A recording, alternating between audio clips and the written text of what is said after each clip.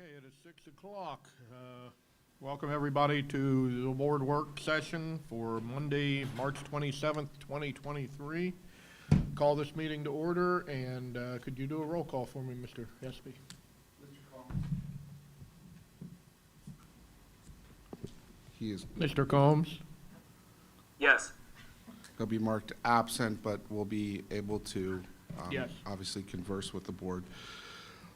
Mrs. Mason? Yes. Mrs. Nolan? Yes. Mrs. Chestnut? Yes. Mr. Miranda? Yes, thank you. Let's stand for the Pledge of Allegiance, please.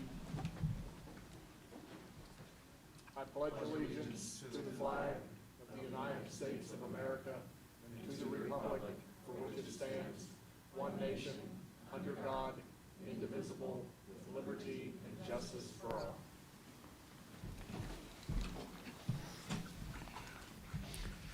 All right, I need a motion to approve the agenda that you have in front of you. It's a little two-pager this time. So moved. Second? Sorry, I wanted to make sure Mrs. Nolan was the first on that and No, Mrs. she was- Mason was the second? Mason was first, I was second. Okay, thank you. Call the roll. Mrs. Mason? Yes. Mrs. Nolan? Yes. Mrs. Chestnut? Mr. Miranda? Yes, thank you. Okay, let's move on to the topic for which we are all here this evening. Purpose of this work session is to discuss levy scenarios, and most of the conversation is going to come from either Mr. Spicer or Mr. Espy, and I'm going to turn it over to Mr. Espy, and we will go through his presentation. Thank you, President Miranda and members of the board. I did want to, again, talk about how we got here in terms of the path to this work session. As we look at, up at the presentation screen, we can see that in August 2022, the Board of Education approved the auditorium renovation project. In October 2022, the board approved the athletic facility. In November 2022, Treasurer Rabe filed the November 2022 forecast. In January of 2023, the board approved, or actually saw, an amended forecast in the work session, which was my first meeting with the district. And then in February 2023, the board approved that amended five-year forecast. Prior to, and also at the February 2023 meeting, the board did approve the financing for the athletic facility. In between the February and March meeting, I was contacted individually by board members that expressed a desire to reevaluate the millage ask that we were looking at, which was at that point heading to be 8.51 mils. And you know, the board kind of gave me the marching orders at the February, or actually, sorry, the March committee meeting prior to the board meeting to go back and look at other possibilities. And at that time, what we ended up doing was going back and looking at, and the board approved, a COPS financing plan that flattened expenditures in the five-year forecast, and it lowered the levy millage request.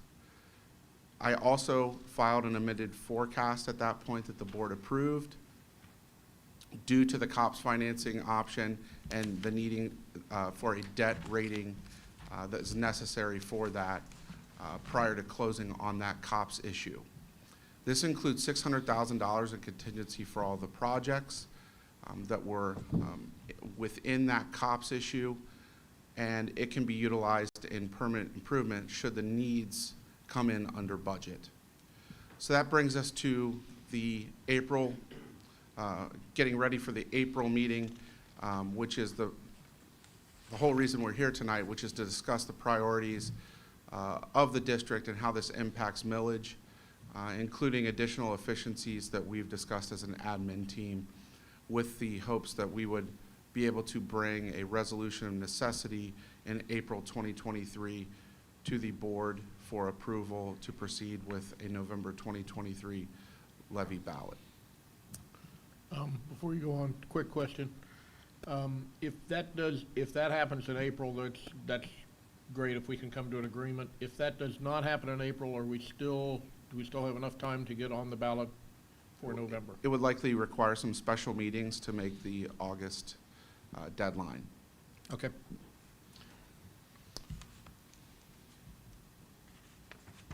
As we look forward, again, the additional items that are under discussion from that February board meeting, we looked at value engineering efforts that have been going on with all projects in the district.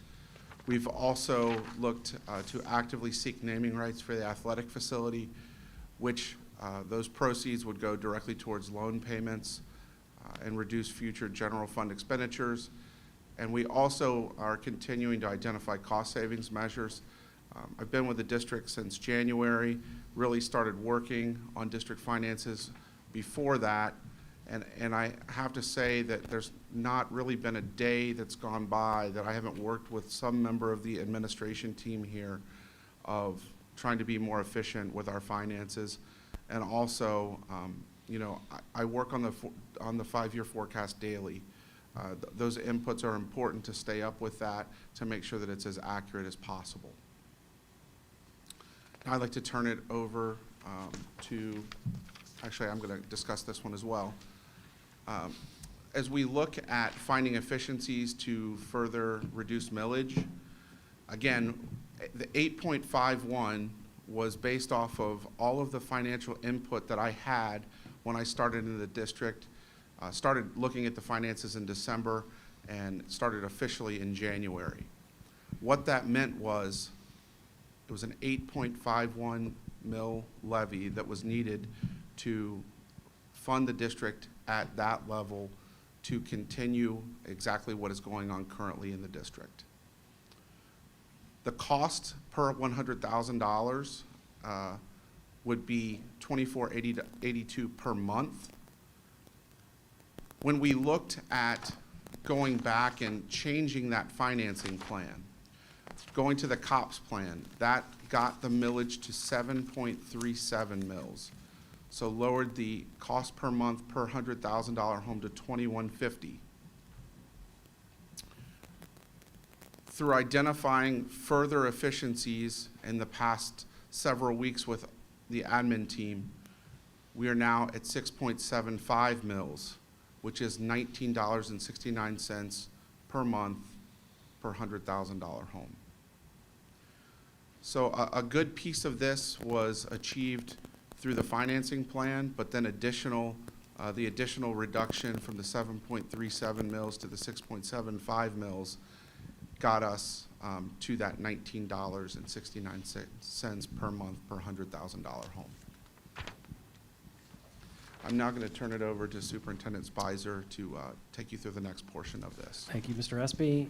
As Mr. Espy had stated, each year we look at staffing and programming, make a determination of how can we best be efficient with our resources and what we do.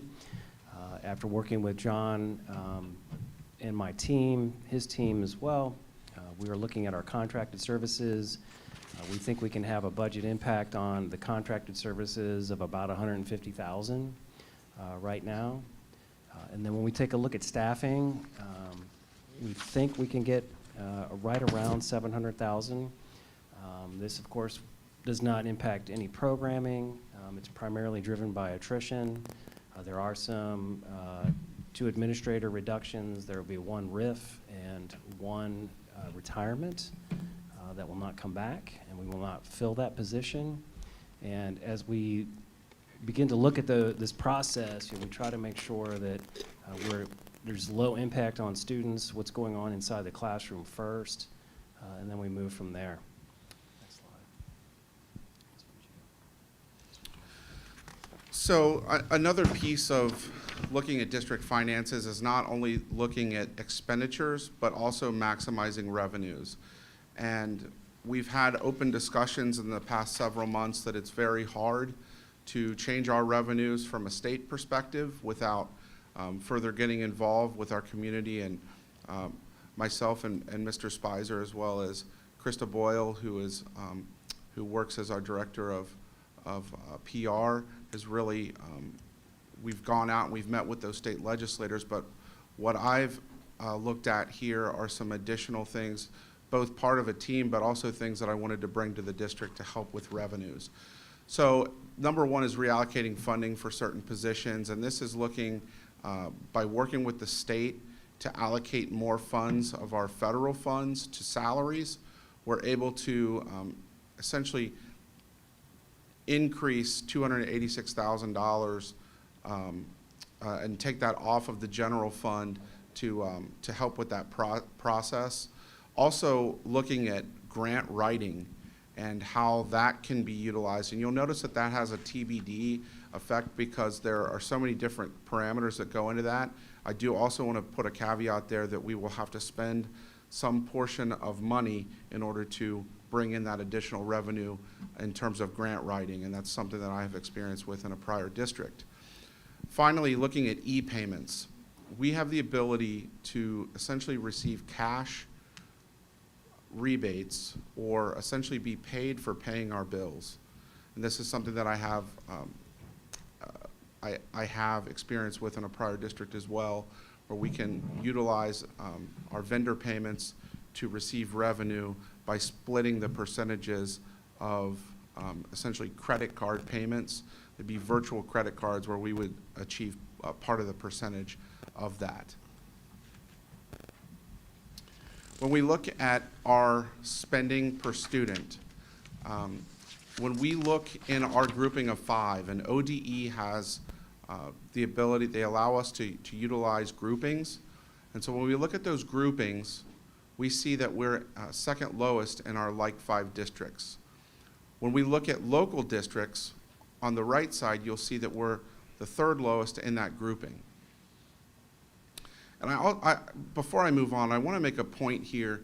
This is not to say that we're advocating to spend more and increase the expenditures per pupil, but it's something to look at in terms of a data point to show what we have spent and how we have been able to keep the costs low within these groupings. An additional item to look at is looking at the performance index, and this is measured by achievement, progress, graduation rate, gap closing, improving K-3 readers, and prepared for success. And when we look at this number, we are right in the middle in terms of that operating expenditures per pupil when we look at that grouping.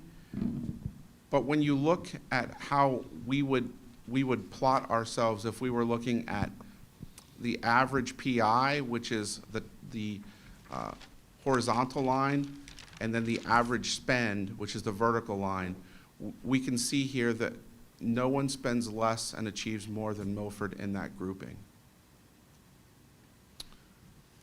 We also, as we look at our expenditures and how they're driven by people in contracted services, we can see that salaries and benefits are by far the lion's share of the expenditures. And it's also important to note that the district does contract for busing, and that single contract is around $7.2 million when we factor in not only the busing that occurs for our students daily to attend school, but also additional after-school offerings as well. And you can see that although the salaries take up less percentage in 2027 projected than 2022, salaries and benefits remain fairly flat at around 72% of our total spend. So we have some further options to reduce the millage that might have some low, medium impact on classroom or student impact. One of those areas would be to shift to grade level schools. And the earliest that this could possibly be done would be the 24-25 school year. That would involve redistricting, et cetera. There's the potential for $1.4 million savings. That cost reduction comes from approximately an efficiency through 22 teachers in those buildings. However, the concern is a potential increase in transportation costs if we're transporting students from one end of the district to the other to attend grade level schools. So there is the potential for that to offset the 1.4 in some way. So what you're basically saying, to clarify, is you got a second grader at McCormick, and the second grade building happens to be Pattison, so you're Correct. taking them all the way across the... Correct, yes. The other issue that I see that high impact on students, in my opinion, would be the transitions. The idea of transitioning from one building to the next year after year is certainly not anything that is good for students at all. One of the many reasons to build a 6, 7, 8 building is so that we have students for 3 years versus transitioning in at 7th grade and then transitioning out at 8th grade. And so it would be counterintuitive to do this. However, it's a possibility. So you mentioned redistricting. I was actually looking at some of the numbers, the enrollment numbers, the projected enrollments, the capacities per school.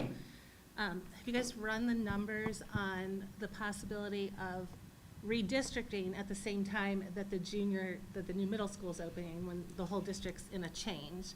But instead of going to grade level schools, when we move the 6th graders out, that's gonna open up classrooms in each of the 6 elementaries, possibly condensing 6 elementaries into 5.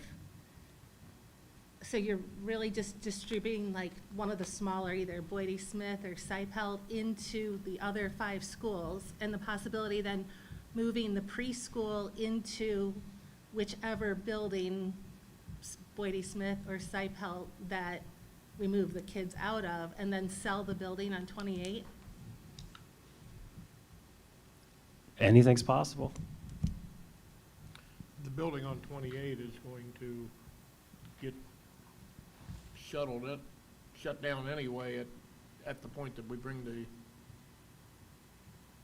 Correct, middle yes. school in. The current preschool and academy will be sold once the new building opens. The academy will be out. The preschools will be in Mulberry and Pattison at that Right, but time. instead of moving, like, could we make, well, just an idea, I was thinking, instead of having preschoolers in 2 buildings, you could put them all in one and move, like I said, move the kids into 5 schools instead of 6. You Which could. would then save on the busing. How many students are in the preschool? Like, the preschool We wouldn't have- fill Seipelt or Boyd. No. No. We have 8 classrooms It's right only a now. couple hundred. 7 7 to a.m. 8. and p.m. and So 1 it would be extra. a half, then we'd be sort of the same way, we'd be running a half-empty building. But we'd be 1 building short because we're selling, or the 28 building's gonna be empty and could be sold. Well, So that's you're gonna all, save on- that's always been the plan, to get Right, rid of but that. you're gonna save on that. Correct. The very first, under comments, the very first thing. Yeah. I mean, this community was pretty adamant back in 2001. I know it's been on 20-some years, but in 21, they were pretty adamant that they wanted neighborhood schools. This option, in my opinion, is a nuclear option. This is we're in fiscal emergency and we need to do something. This is not something for us to just, on a whim, decide that we're going to do this in 2 years, Because we can't do it for 1 year and then go, oops, and trade back. I mean, It's- anything is possible, but. It's it very would- difficult. Redistricting is very difficult. So- I'd also like to mention, I've talked to a lot of people in the community when the talk of a levy on the ballot was coming, and I have heard over and over that they love the neighborhood schools and will do anything to keep those neighborhood schools. So from what I've heard, I also think this is something that's really important to our community. And I wish Dave Yockey were here, but he's not, so I'm now the old guy. I remember in 2000, back when we ran the levy for not neighborhood schools, but for grade level schools, it was we were absolutely thrashed, probably close to 60% of people that didn't want that. The community then came back to tell us what they did want, and we told them how much more that would cost, and they said, no, that's what we want, go ahead and do it. And then they passed it, I think, by probably 55-45 when we did that one. and I'm hearing the same thing that you're hearing, Emily, in that people love their neighborhood schools. They don't like to have their kids on their bus for a long period of time getting them there. It's close to their house if they have to get there to get their kids. It's just it's been, it's kind of been vetted for 20 years, and I'm not hearing anybody running up to me saying, hey, you can save some money if you do it the other way.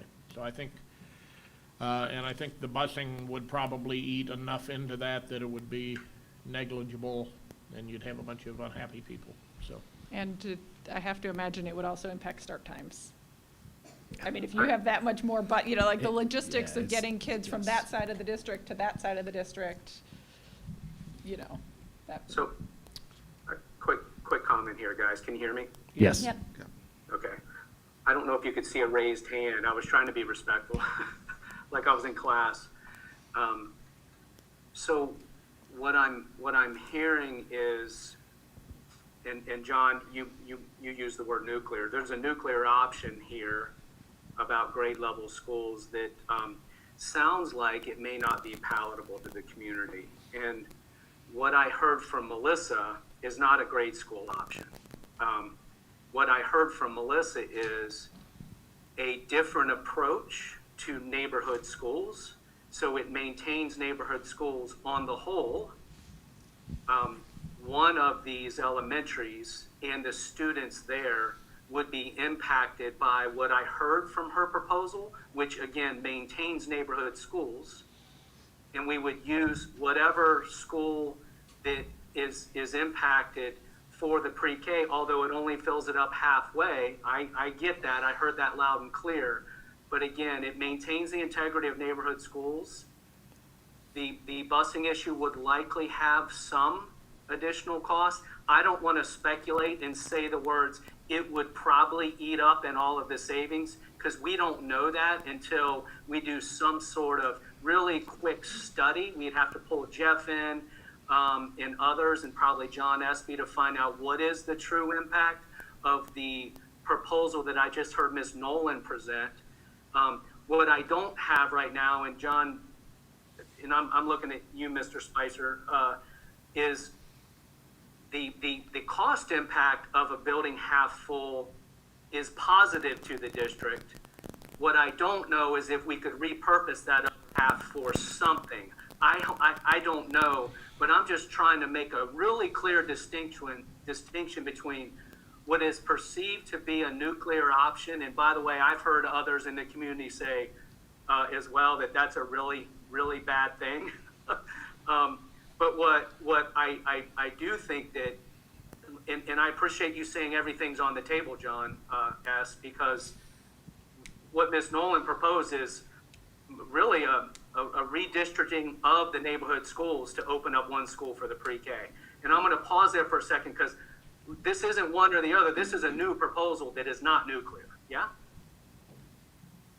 It would still, I mean, even just shifting, when we looked at numbers in the past, it wouldn't just be one, it would impact all 6 schools. Right, but it would still maintain neighborhood schools, just slightly different boundaries for all of them. So you're drawing bigger circles around. You're making the neighborhoods bigger at the neighborhood schools. Is what you're essentially doing. I do think people, I mean, all 6 elementaries, I was very surprised when I was running for school board at how unique each of the 6, I was just like, oh, all the schools are the same. And then when I actually spent time in them, the communities and the way that they're run are very unique. I think that this has a high nuclear impact as well, because it would impact every single student in the district, would feel something.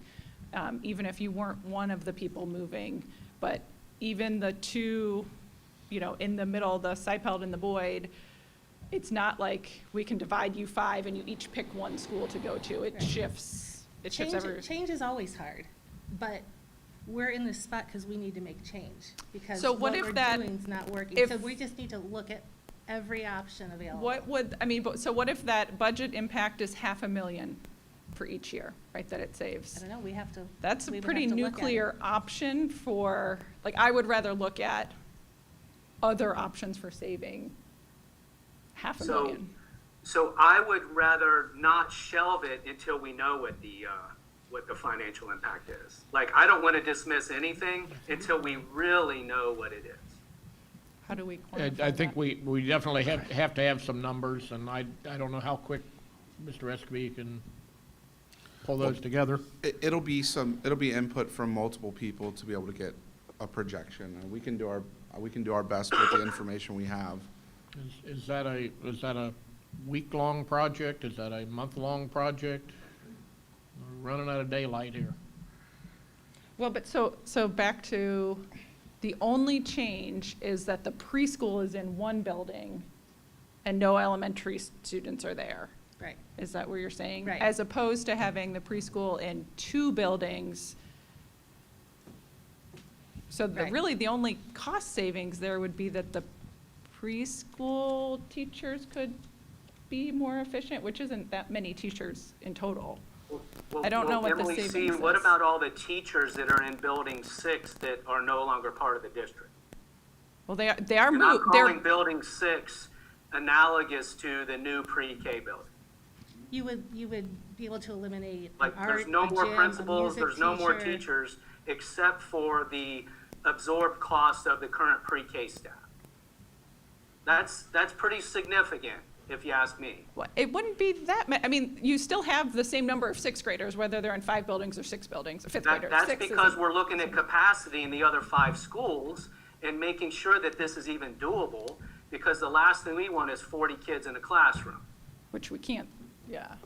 right? Like, I'm not suggesting that, it's just, when you take this, whatever the smallest, and I'm just picking this number, if I understand Ms. Nolan's proposal, you pick the smallest current elementary enrollment, and those kids are moved in and absorbed into the other 5. Now that elementary school that was now absorbs the pre-K. Now, when those children from that elementary, and I'm calling it school 6, moves into the other 5, there are no more additional costs in the other 5 schools, simply because we're filling capacity that may or may not be there. I don't know. I guess the point is, isn't it worthwhile to take a look? I mean, I think instead it of will be- outright dismissal? Yeah, I think it will be hard to quantify, but that's not my job to do that. That's someone else's. But we wouldn't, so maybe it would be a specials, but you still have the same number of 5th graders, so we're not gonna wipe out all of the teachers from one school. I mean, some of those teachers are gonna get redistributed to the other Right, schools. you're gonna have, because each school will have approximately 3 open classrooms when the 6th graders move out. So you may have to add a 5th grade or a 4th grade or whatever. Like, I don't know, somebody has to run the numbers, because if we've got the 6th graders moving out, that opens capacity at all the schools. So if you redistrict the district, instead of 6 circles, like Jerry said, into 5 circles, what does that look like in numbers of kids at each school to fill them to capacity? Well, and we can't change it every year. We can't be No. like, this is, 6th grade, you go here this year. 6th grade's a bad example. 5th grade. 5th grade, you go here this year, and then you go there. No, you Emily, wouldn't do is that. it worth exploring or not? Yeah, I think it's worth considering. I think it's Awesome. equally I think that's fair. what we want to do, is explore it. We're not deciding on it, but I think we should explore it. I mean, debating on whether or not we should explore it, I'll participate in. But if it's a decent enough idea to explore, let's go explore it. Yep, I agree with you, Jerry. Once we've got numbers, we can see how far that's gonna move the levy needle. Yeah, And then yeah. if it's moving it slightly versus, Now, hold on, time out, wait, time this out. isn't- Th- this This is isn't- not happening next year. It No. cannot this is- happen this that is- fast. This No. is 2 years away. This cannot happen for the next school year. We No, cannot it's- redistrict that No, fast. it would be like the same time the middle school opened. And John, that's the last thing we want, is just throw a bomb in the middle of the district and have to move everybody within 4 months or 3 months or whatever. We'd have to be thoughtful about the scenario the cost savings and the transition plan. I mean, I totally get that, but to just dismiss it altogether is I think not wise. Let's say that.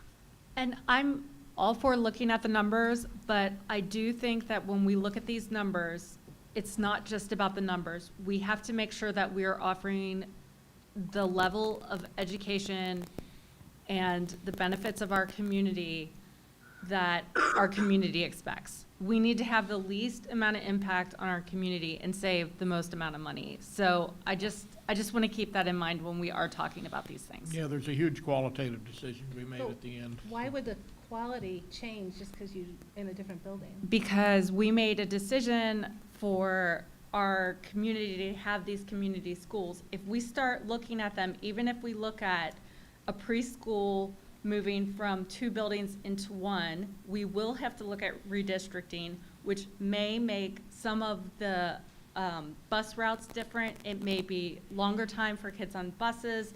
It may be a different neighborhood. We have kids who are already in school who are with their teacher, their community that they're used to. Some of those kids are going to be moving to different communities and different schools. So we just need to think about all of those things.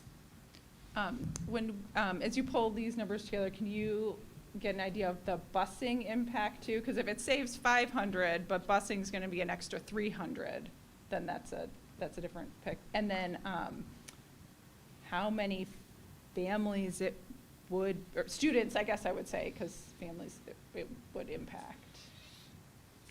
Like not just the one school that goes, right? We're gonna bump others around. I think it's going to be a lot harder to do that last piece, but one thing I do want to bring up is that there are going to be other things that we obviously as an admin team can get together and talk about in terms of ramifications of doing something like this.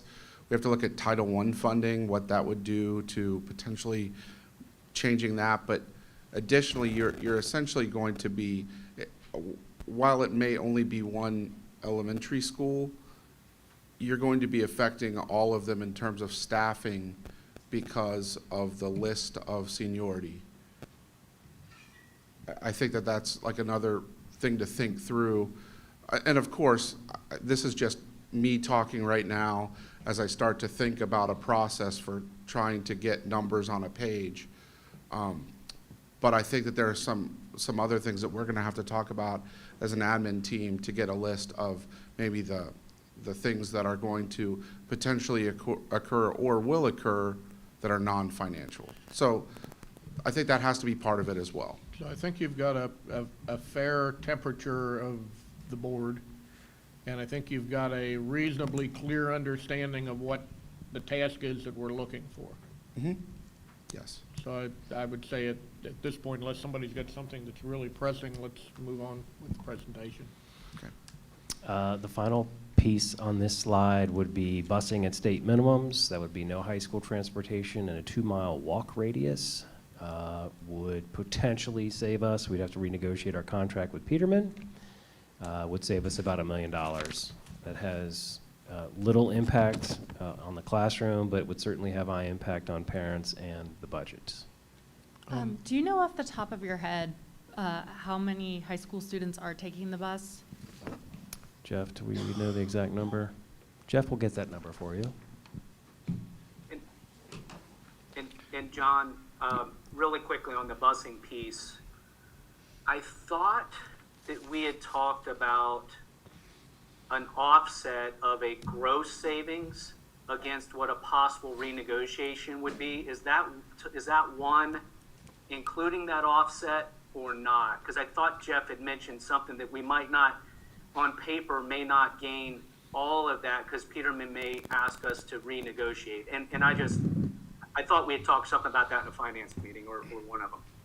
That is correct, Mr. Combs. As part of our contract with Peterman, and I'll be honest with you, I don't have the exact number of routes, but if there's a significant reduction in routes, there's a right to renegotiate that contract. Obviously, they've got overhead expenses that they need to cover, and if we eliminate too much, they have a hard time covering that overhead. So it's a reasonable clause in the contract. And we're not you know, it would be a fair and open negotiation, but it would be a renegotiation. To the question of how many high school students ride buses, this is a very approximate number because we don't typically count them by grade level. Remember, we have 7th through 12th graders riding the bus. And we know how many kids ride each bus. We don't necessarily know what grade they're in. We have, within the last few years, kind of asked the drivers to do a survey of, you know, as the kids get on the bus, hey, what grade are you in? What grade are you in? We believe it to be about a third, which is about 650, 675 high school students that ride the bus. Don't hold me on that. That's an estimate, an average, but that's about how many high school students ride the bus. And One other thing I wanted to mention, that to follow up on some other questions about how quickly can you come up with some of this. Putting together routing scenarios is not something that happens in a couple of days. It's a very complicated process. We've had, with some of the scenarios we've looked at, we've had Peterman's corporate routing people look at it, but they don't have the local knowledge, so they can look at a road and go, you know, you're 5 miles from the student's house to, you know, the school, but they don't know what traffic looks like on Wolf Pen and 131 at, you know, 7:30 in the morning. You know, and that adds, let alone traffic on campus. And that's not just the junior high and high school, it's all our elementary schools as well. So they don't always have that local knowledge, so then we work with our local routers and try to come up with those scenarios. But I'm not going to quote a timeline on how long it would come up with other scenarios, but it's going to take some time, especially if you're kind of completely blowing everything up and redistricting a lot. That's kind of starting from scratch. So that's not something I'm going to be able to come up with within a few weeks' time. Okay, and the other question that I have, and I think I know the answer to this, but you're talking about eliminating 9 to 12 and going 2-mile radius for the younger kids, K through 8. Personally, I'm not a huge proponent of having a first or a second grader have to trek a couple of miles to get to school. Could we do a hybrid version of that and just take a look at just the 9 through 12, and would that make your task a little bit more manageable? Coming up with new scenario estimates kind of is what it is. You know, yes, the district could do only eliminating high school transportation and take all the K through 8. You know, you can do a 1-mile walk radius, you can do a 2-mile walk radius. You know, state minimum is no high school transportation, and anybody that lives within 2 miles of their elementary school does not get transported. That's state minimum. So we're required by state law to transport any K through 8 student who lives farther than 2 miles from their school. Two things. One, I asked a bunch of busing questions this week or the past couple days, so I can forward you guys all the answers that Jeff gave me. But along that thought too, if you do some sort of hybrid, like Dave said, are you able to, in a public school, send out like a survey? And like a lot of high schoolers are not using the bus. They're driving with their friend, they're driving themselves, whatever. Could you send out like a questionnaire and say, you know, we don't want kids to say, oh, I can't get to school. Like, do you need schooling or busing for your freshman or sophomore that may not be driving yet? And just offer We already it. get that survey at the beginning of the year if our kids are going to be car riders. Do they? Or- No, No? we No? don't require, we require out-of-district students to request transportation. We route every Milford student on a bus route. We've got historical data that tells us approximately how many kids are going to be on that bus. We know every kid doesn't ride the bus. We know that as they get to junior high and high school, fewer and fewer kids ride the bus. So with that historical data, you know, we may have a bus route that's got 200 kids on it, but we know only 50 kids are going to be on that bus.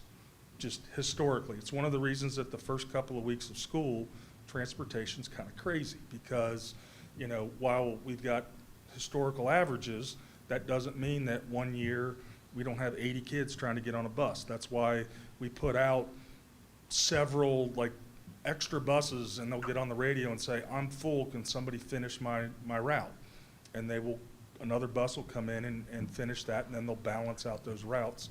And it takes 2, 3, 4 weeks in order to get that kind of balanced out. So, I mean, theoretically, anybody, I guess, could do a survey. Don't quote me on this, but I don't believe we would be allowed to say freshmen and sophomores get busing, but juniors and seniors don't. It's either we're busing high school or we're not busing high school. I'd have to verify that. I'm not 100% sure, but I believe that's the case. So, you know, one of the things that I wasn't here working for the district when the last time we went to state minimums, which was probably 2008, 2006 to 8, somewhere in that neighborhood. We were at state minimums, I think, for about a year. I've heard horror stories of what that looks like, but I wasn't here. You could potentially, you know, survey some of the administrators that still are here as to kind of how that affected, you know, school operations and what that looked like. For walkers within a 1 or 2 mile radius, is there guidelines about crossing busy roads? Like, I think specifically of Side-Pelt, there's some super close neighborhoods, but I don't think those kids are walkers, even though they're like a block away. Is that? You'd be surprised. There's kids that live across The 130. dart. Yeah, not a lot.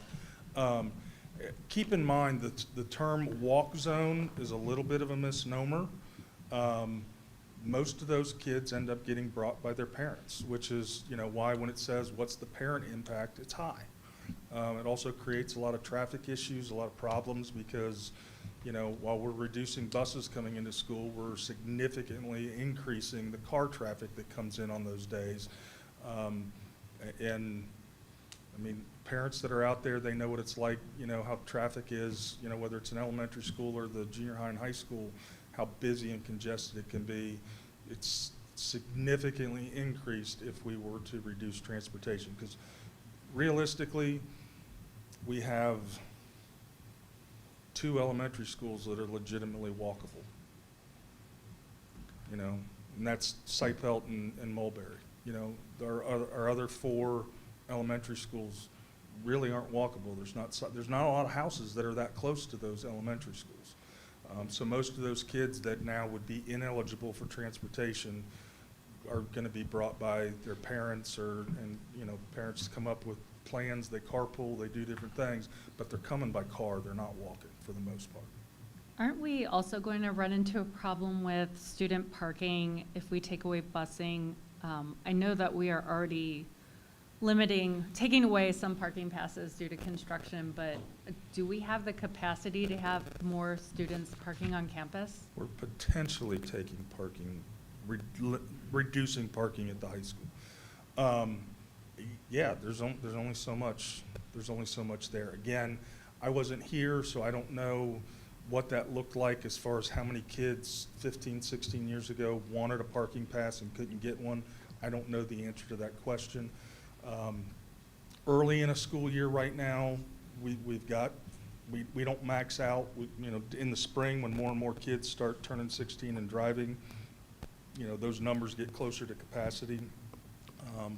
But I'd have to check with the high school administration on that because I don't manage student parking passes.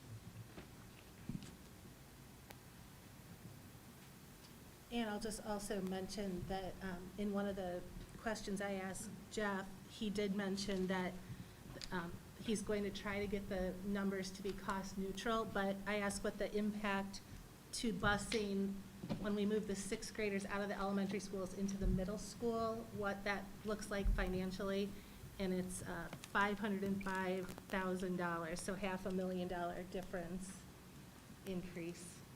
So there's that.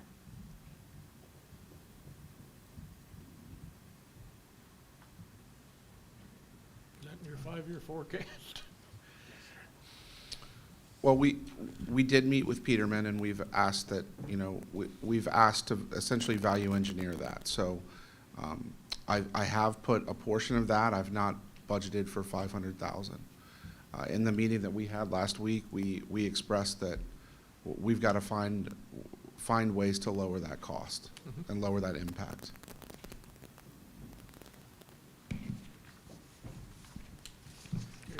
All right, next slide. Other options to reduce millage potentially would be to shift to a pay to play or pay to participate.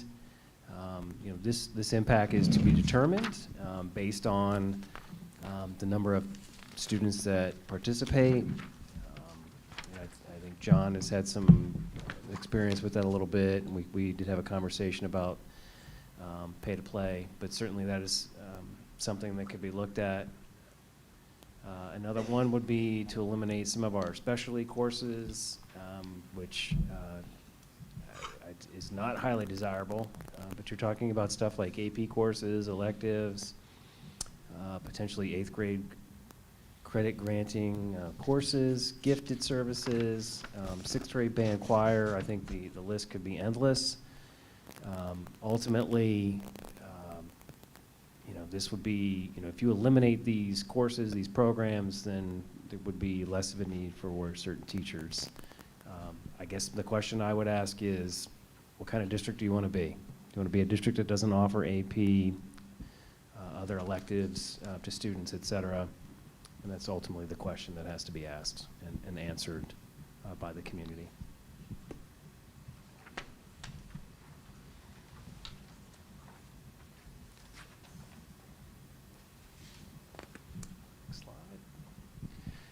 Additional discussion items that have been brought up would be the potential for reduction in mental health supports.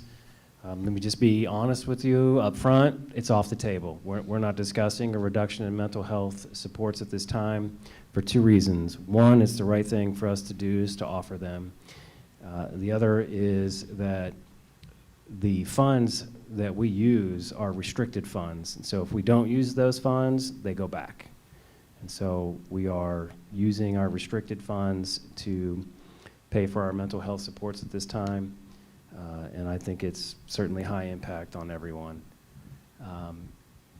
Going forward, we initially had a discussion about moving towards all-day kindergarten, for all students. That would have a budget impact of about $1 million. You lose the revenue for the tuition, and then you also would have to hire probably 3 kindergarten teachers to make that happen. So I think that would eliminate the possibility of doing that. And then finally, there's been a discussion to move more one-to-one throughout the district beyond 7, 8, 9, expanded upwards, expanded below. But at this time, we have tabled that discussion as, it would have an initial impact on our budget, but over a 6-year period, we would project that that would be budget neutral, and that would be based on fees, et cetera. But at this time, because of the impact that it could have on the 5-year forecast, we're going to table that. Yeah, just to speak a little bit further on that, it's a cash flow issue.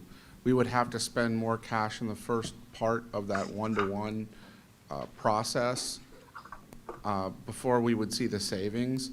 And so when we look at the window of time that we're talking about for this potential levy, that makes it something that we just can't do right now from a cost standpoint. For all-day kindergarten, the parents choosing that for their students is going up over time, right? We have more, every Yes. year we have more students, but we're meeting the needs. Anybody We who are. wants it is getting it. So we're not hearing from kindergarten parents that they aren't getting what they want. Anyone that has applied in the past few years and this year, if you've applied for all day, you've been able to get into an all day, but maybe not your neighborhood Home. school. Yeah. And all-day kindergarten is a cash plus for the district, a cash negative for the district or neutral? Because of the tuition, it's neutral right now, but if we were to take away the tuition and then add the additional teachers that we would have to be able to offer that, and we still have to, by law, offer half-day. When you take into account the budget up and the revenue down, we essentially would lose $1 million if we went to a primarily full-day kindergarten model. And if somebody, you said that anyone that wants all-day currently is getting into an all-day, they may have to go to a different school. Do we bus to those different schools, or is that parents have to drive them? No. We don't bus No. them. Which one? Parents drive or bus? Yeah, if you're going to take a different, if you're not going to your neighborhood school, you take your student to school.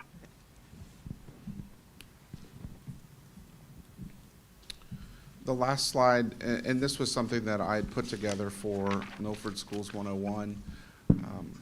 This is a grouping of our local districts, local peers.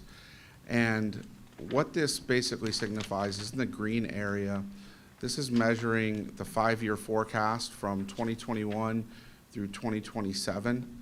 And what this is showing is that every district is projecting a lower cash balance over the period. But when you look down here in the very bottom section, you'll notice that about half of the districts are projected to be in fiscal emergency. With the next shade up is fiscal watch, and the next shade up is fiscal caution. And this is just something that, I look at it, I spend my time thinking about and worrying about our district, but I also do benchmarking with other districts to see how we're stacking up in those areas. And when you look at this, there are a lot of districts that are similar to us that are going to be in a similar boat that we are. And I think that speaks to the Fair School Funding Plan, what it has done for us here or not done for us here, and essentially what it means for us and asking the community for more. So I think I just wanted to show this because I think this is an important slide to see. You shared this at the Mulberry Yeah. meeting, and I think what this tells me is that schools in Ohio are funded in such a way that it's got this negative slope of funding. So every district on there has to go, whether they've done building projects, whether they have not. I mean, Ohio is funding schools in such a way that the revenue is negative, and, schools are responsible for asking their local taxpayers to get them back up in the green every couple years. And so I think it's important that as we're having this discussion, I would imagine all 12 are having something similar about what does our future look like and how do we make up for revenues that are not coming from Columbus.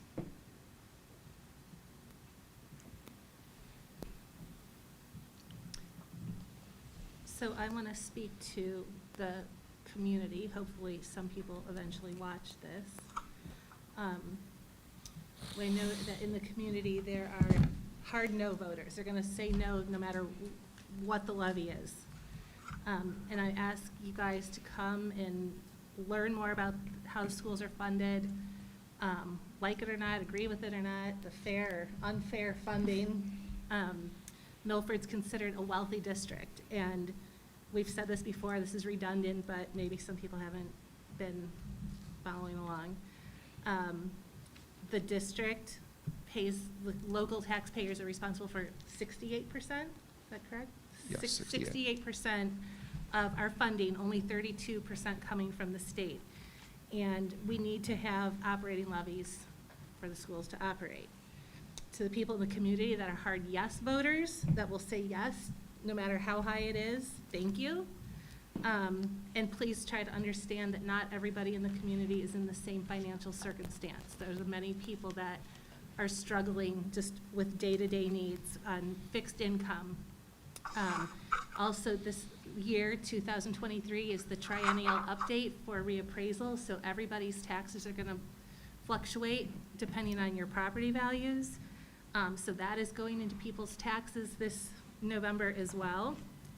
And to the hard yeses that have money, feel free to make a donation. Like, I think, I can't speak for everyone, but I think everyone will accept it and talk to John and see how you can help. But I think what we need to keep in mind is that we need to, as a board, as a district, find an operating levy that is palatable for the majority of the community, because we need them to support the schools. And we then need to, in return, support the community in their needs. And I think we do that by asking a lot of questions and challenging the status quo, like, because the status quo isn't working.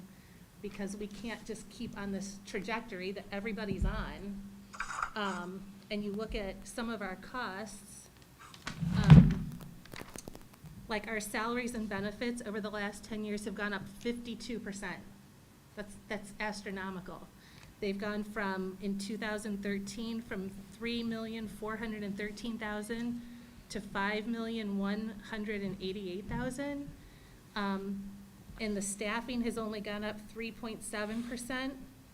And our student enrollment's pretty flat. So that's a huge increase in 10 years. And if we look out another 10 years and we have another 52% increase, so we have to find ways to mitigate some of this, because we can't just have a continual ask. Like, the community can't just keep coughing up more and more, even though that's what the funding says. Like, we have to somehow find ways to lower this. So.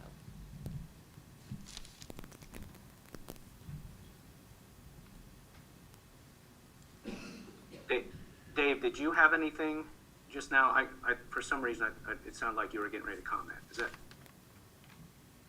If you have something, go right ahead. Okay.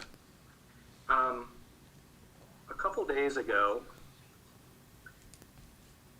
I got my hands on the 2008 performance audit from the state of Ohio. To remind everyone, this school district was in fiscal caution back then, couldn't pass a levy, and expenses were exceeding revenues, as do most, like Emily had mentioned, most if not every public school in the state, because the way we're funded. We were in trouble. The state came in and audited our entire operation. It's the first I'd taken a look at, and it was an in-depth audit. At least it appeared to be, from my perspective, 112 pages long. And what I learned in that audit was they made several recommendations to the district. And those recommendations were some cuts in the following 4 areas. I jotted this down: salaries, benefits, purchase services, and supplies. There was a couple of other ancillary recommendations, but those 4 primarily had dollar figures associated with them.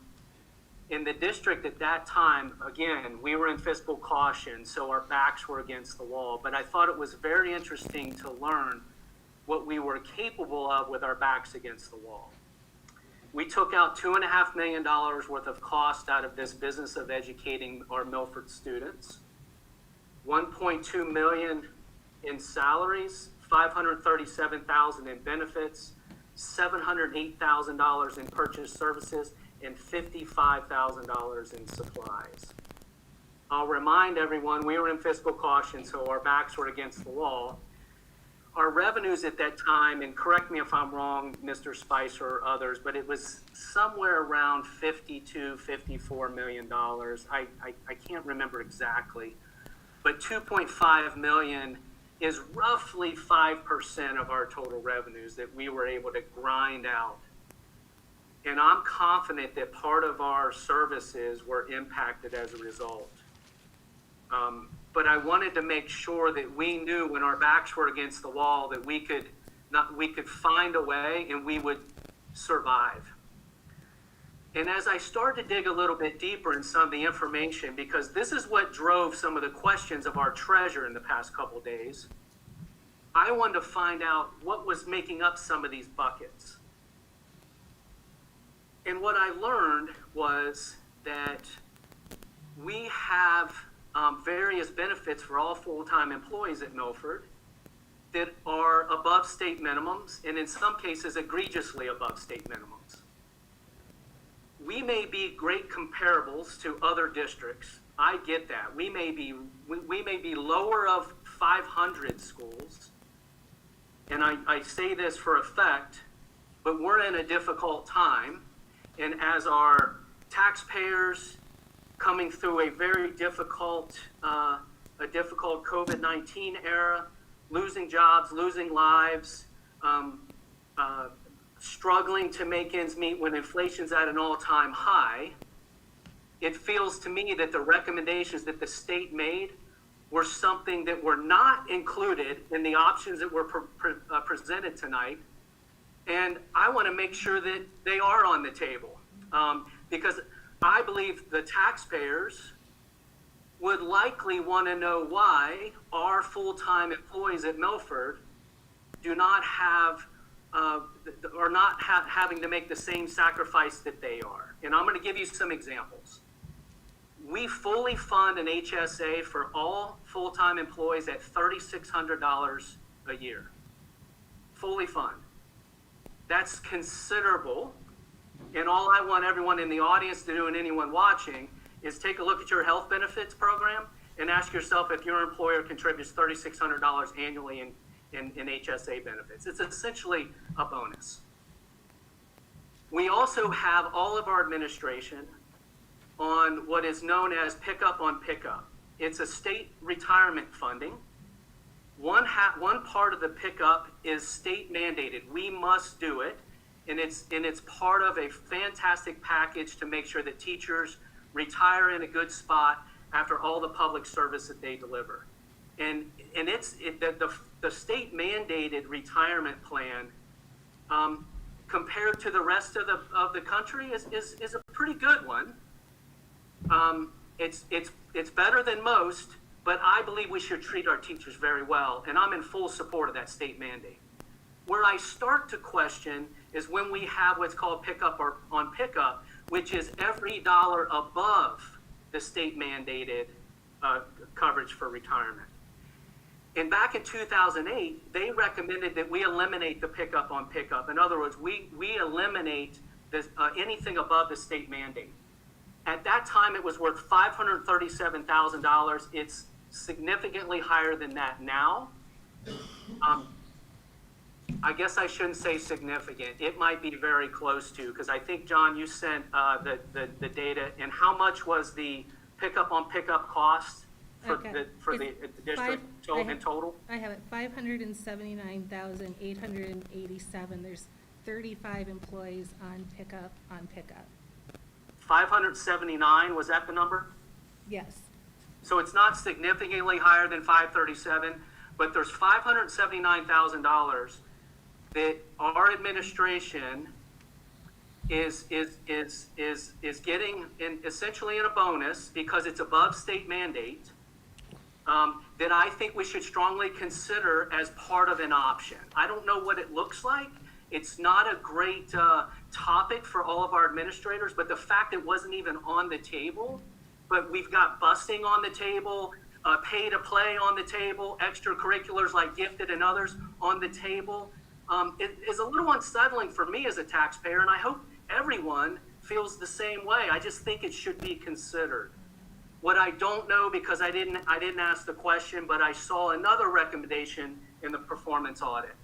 That was state leave or sick leave accruals. The state minimum is 120 days. We were shown in the audit that we were accruing almost double that. And when an employee leaves that is accrued more than their allotment, they're able to, I'm going to use the word cash in, almost 58 days worth of that. The state minimum is 30 days. What I don't know right now, Mr. Espy and Mr. Spicer, which is part of my ask, is what benefits are we paying specifically in sick leave accrual and sick leave payouts that are above state minimums, because any dollar above state minimums, I believe, should be on the table as every dollar scrutinized in every taxpayer home in this district during this very, very difficult time. So. I want to make sure that we mention that, because I didn't have this information. Shame on me. I didn't have this information until the performance audit was shared with the entire board, and I read all 112 pages, and these were the highlights for me, because I think that they should be on the table. We've got a levy upcoming, and I don't want to ignore it, and it's not a popular thing with every administrator, not only in this room, but that didn't make the meeting.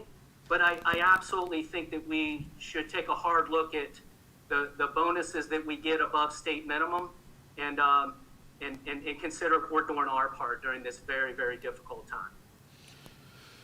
I did want to address something with sick leave accrual and payout. When you look at the performance audit, and I read it as well, there were items that were said to be negotiated items or non-negotiated items. And so we're currently under negotiated agreements with both of our unions here. The classified contract goes through 2024, and the teacher contract goes through 2026. So those items are part of that agreement, and that would be considered a negotiated item. And I believe when you look at the total, it was around $1 million of total savings. I think you had quoted 1.2, so again, I read it several days ago in the same ballpark, but I did want to point that out specifically for that comment. And what I don't know, John, and I believe that those are part of the agreements. What I don't know is what all's involved in some sort of approach towards that. I get that it's currently under contract, and I think that we should very seriously look at it, and as an option. Again, this is, if all options are on the table, let's make sure all options are on the table, including the ones that impact our administrative staff. And you know, the teachers don't get pickup on pickup, the admins do. So this isn't impacting teachers at all. I just wanted to say something. I don't think anyone here wants to be in a situation where we're putting a huge levy on the ballot. Inflation and loss of jobs is a real thing, and I don't believe that anybody should ever be taxed out of their community. We're a great community for a reason, and it's because we have a lot of diverse people in our community, and that's also diversity in income. But I don't want to lose sight of the fact that many people moved to our community for our schools in this district. Our schools are excellent, and we are put in this bad position because of how the state funds the schools. And I know that John and his team have reached out to our elected officials to talk to them about this. We need everybody in the community to reach out to our elected officials and talk to them about how states are funding our schools. It's not fair for any of the school districts that we've looked at tonight. So I will be contacting Jean Schmidt again and telling her how I feel about this. I am very willing to look at numbers of benefits and salaries for our teachers and our administrators, but I do want to realize that one of the reasons our school is great is because of the teachers that we have. I don't want our teachers to be lost to Sycamore or Marymount or some other district because we are not looking at benefits that they feel are good for them. There's a national teacher shortage, and for the most part, this has not touched us like it has other districts. I very much respect our teachers. I know that our district respects our teachers, and we absolutely should look at benefits, but we need to make sure that we are providing them with fair benefits that make them want to stay in our district. It's going to cost us money if we lose teachers, and if we get teachers who are not as good as the teachers that we have now. So I know it's something we need to look at, but we also need to make sure we're looking at quality. Emily, with all due respect, the commentary I made about benefits has nothing to do with the teaching staff except, when I say nothing to do, the sick leave accrual and the sick leave payout does have to do with the teaching staff. The HSA has to do with the teaching staff, but the over almost $600K worth of administrative above state minimum bonus, the pickup on pickup, has nothing to do with the teachers. Hey, Jerry, you have a lot of experience with executive level type people. So our administrative team is our executives. How do you think benefits impact quality of people that you're able to recruit? So if we drop everything to minimum, we have some staff who love it here, and administrators are, ride or die for Milford. But I do think that it's a risk that if we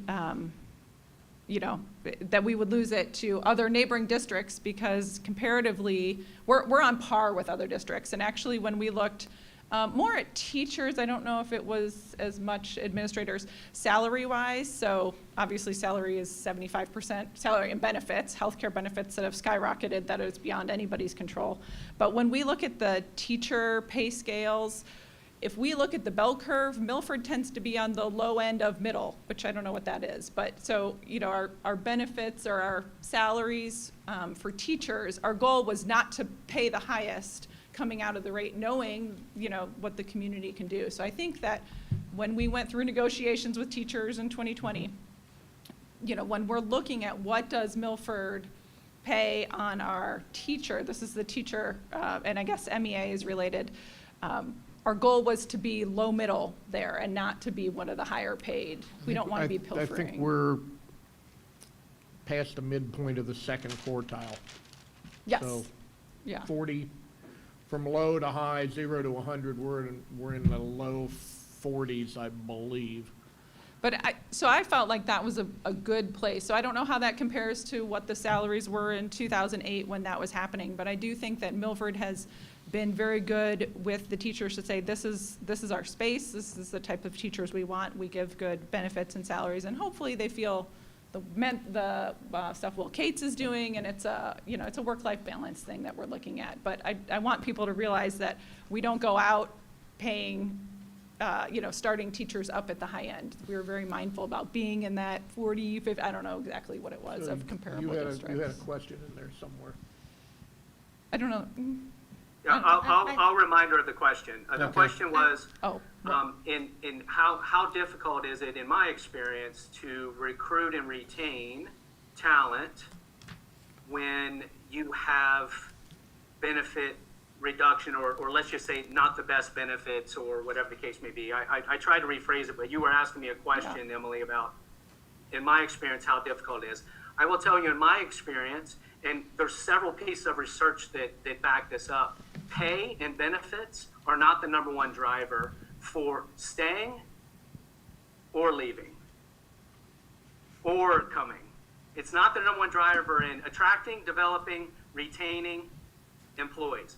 It's in the top 5, but it's not number one. Number one is the leadership and culture associated. And the culture is defined as the pervasive behaviors that impact everyone in the organization, from the hourly worker to the CEO and everyone in between. There's a pervasive behavior that's called culture. So my commentary had nothing to do with salaries, by the way. So a comparison of our salaries versus other salaries, that it is not something I want. And I also hear everyone loud and clear when they have been beating it in my head that we have to make sure that we maintain services for our students in this levy.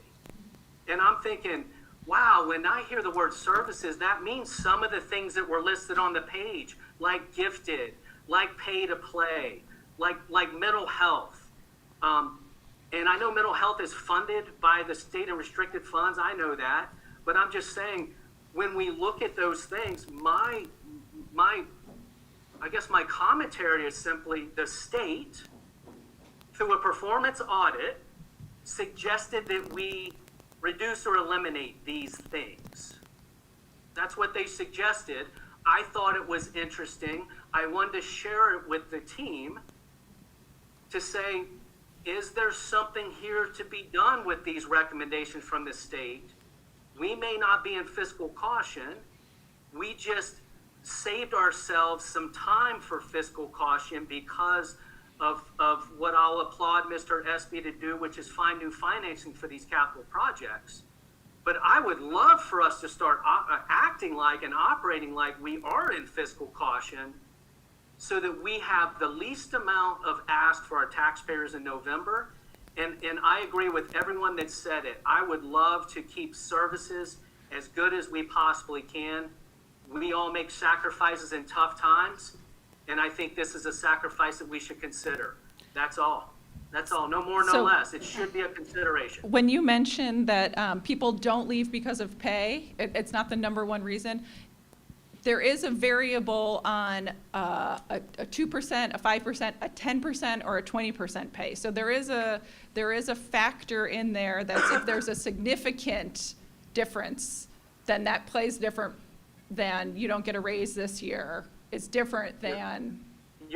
That's a good call out, because the numbers start to skew at 15%, and 20%, you have a lot of attrition. Right. So you are exactly right. When there's a spread greater than 15, and especially 20 plus, you start to see people leaving in droves. So good call out.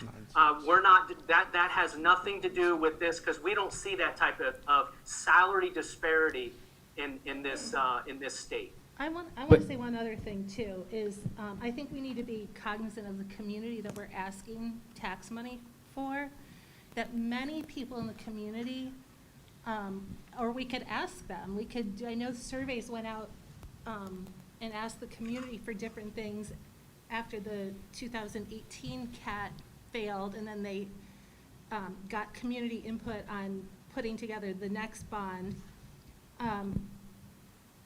If we're asking how many people in the community, okay, so John Espy, correct me, on this pickup on the pickup. Pickup is 10%, is that correct? That's the state It's minimum? is 14%. Is 14, and then the other one is 10%. It depends which retirement system you pay into. So SERS would be 10%.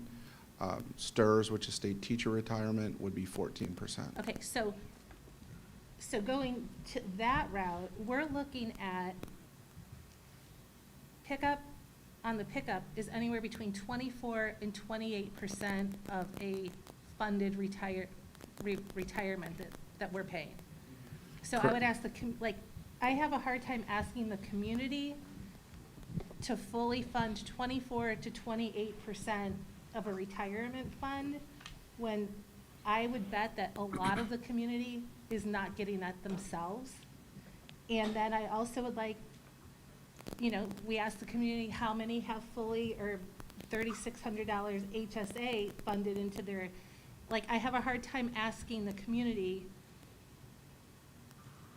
when you look at all the components together, because this is not just a this year thing. This goes on and on. This is a long-term thing. We can't look just this year. We are in this spot because we don't have enough money. And so we have to find ways that don't impact services, because that's the number one thing I keep hearing. I get emails on it. We've talked about it here. Everybody's talked to people. And yeah, nobody wants to give up their benefits. I get that. Might we lose a few people? We might. But we're also going to lose a lot of people and a lot of services if we put a levy up that people can't afford and it fails. Then what do we do? What are we going to do if this fails? Well, I think that when Jury is going back and looking at this audit from 2008, I don't know that I want to measure ourselves on what's the bare minimum Milford has to offer? Because by the time the state comes in to say this, they're saying cut everything except bare minimum. And people didn't move here because we're a bare minimum district. If you want low taxes and you want the state to fund you, you know, Adams County gets higher funding than we get, right? Because of how their schools are. So it is an unfortunate reality that the cost of everything has gone up, and it will continue to go up. I mean, you see our funding is flat from the state, and that's how it works. And so I think the discussion we're having here, and that the board needs to determine, is what level do we want to keep Milford, you know, what do we want to do? And you're absolutely right, the voters have a chance to come and say, I agree or I don't agree, when, you know, whatever we put on the ballot. But I get very scared when the conversation starts what's all the minimums we can hit? We know we're going there for the middle school because of other fundings, you know, we're doing the good, better, best type feature. But I don't want to be a district that says, do we really need that another AP course? Do we really need, you know, I think we should cut teacher benefits, I mean, which we can't because that's contracts that are put out there, but I am in Milford because of the quality of the schools. I moved here knowing I would have to pay taxes, and I knew, and frankly, taxes go up. I mean, and if Bill 920 or whatever wasn't in place, it would be a very different story, because we would ask the voters once, fund us at this level, and it would grow over time. The problem is, you say fund us at this level, and it doesn't grow. So just to maintain that is when we have to go back to the neighborhood, the constituents, and say, keep funding us. And Emily, I thought I said it before, but I'll say it again. I did not make a suggestion that we go back to the performance audit. I basically said that this is what we're capable of when our backs are against the wall. And there's a series of things that we're capable of, and some of those things weren't even considered tonight. And I wanted to make sure that they are. And there's probably some sort of balance of what was recommended during the performance audit and what was presented tonight, or if at all, that we should consider. So just to be clear, I wasn't saying let's cut to the bone like we're in fiscal caution. I say it would be prudent for us to see what was cut when our backs were against the wall, so we have a real baseline of what the state recommended, not what I'm recommending, you're recommending, anyone on this board or anyone else is recommending. What did the state recommend when we were in fiscal caution? I think that's a really good artifact to take a look at as we move forward and try to right-size this. That's number one. The second question I had is for you, Mr. Espy. How many full-time employees do we have in the district right now? I'm sorry that number escapes me. It's somewhere around 827, I believe. Let's say 825, just in case your numbers are off. I say that with a smile because they're usually almost dead on when you guess. 825 times 3,600 HSA is almost $3 million in HSA funding. $3 million annually in HSA funding. That, I will tell you from my experience, $3,600 a year is very high, with 72 font very, very high. There is a opportunity to do something about that number, and I suggest that we take a hard look at it as a board and as an administration. But So yeah, that is a negotiated item as well. Sorry for not bringing that up earlier, but I did want to, one thing that I live in numbers, I live in data, and I benchmark. Like that's what I do. That's a large part of my job. And I'm using analytic tools to be able to do that. So what I did was, when I got questions on pickup, I wanted to see how we stacked up against other districts. So I sent a survey out to all Cincinnati districts. I got replies from 21 districts. When we looked at board office administrators that receive pickup, 20 out of 21 respondents said that the board office administrators received pickup on pickup.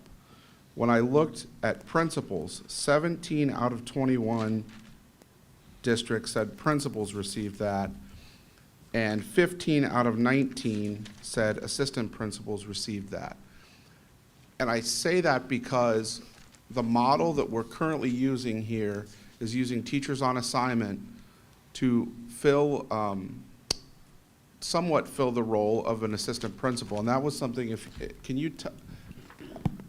tell me, was that absorbed, or was that 6 additional positions? Those were 6 positions were absorbed by attrition, and that's how we were able to get to them.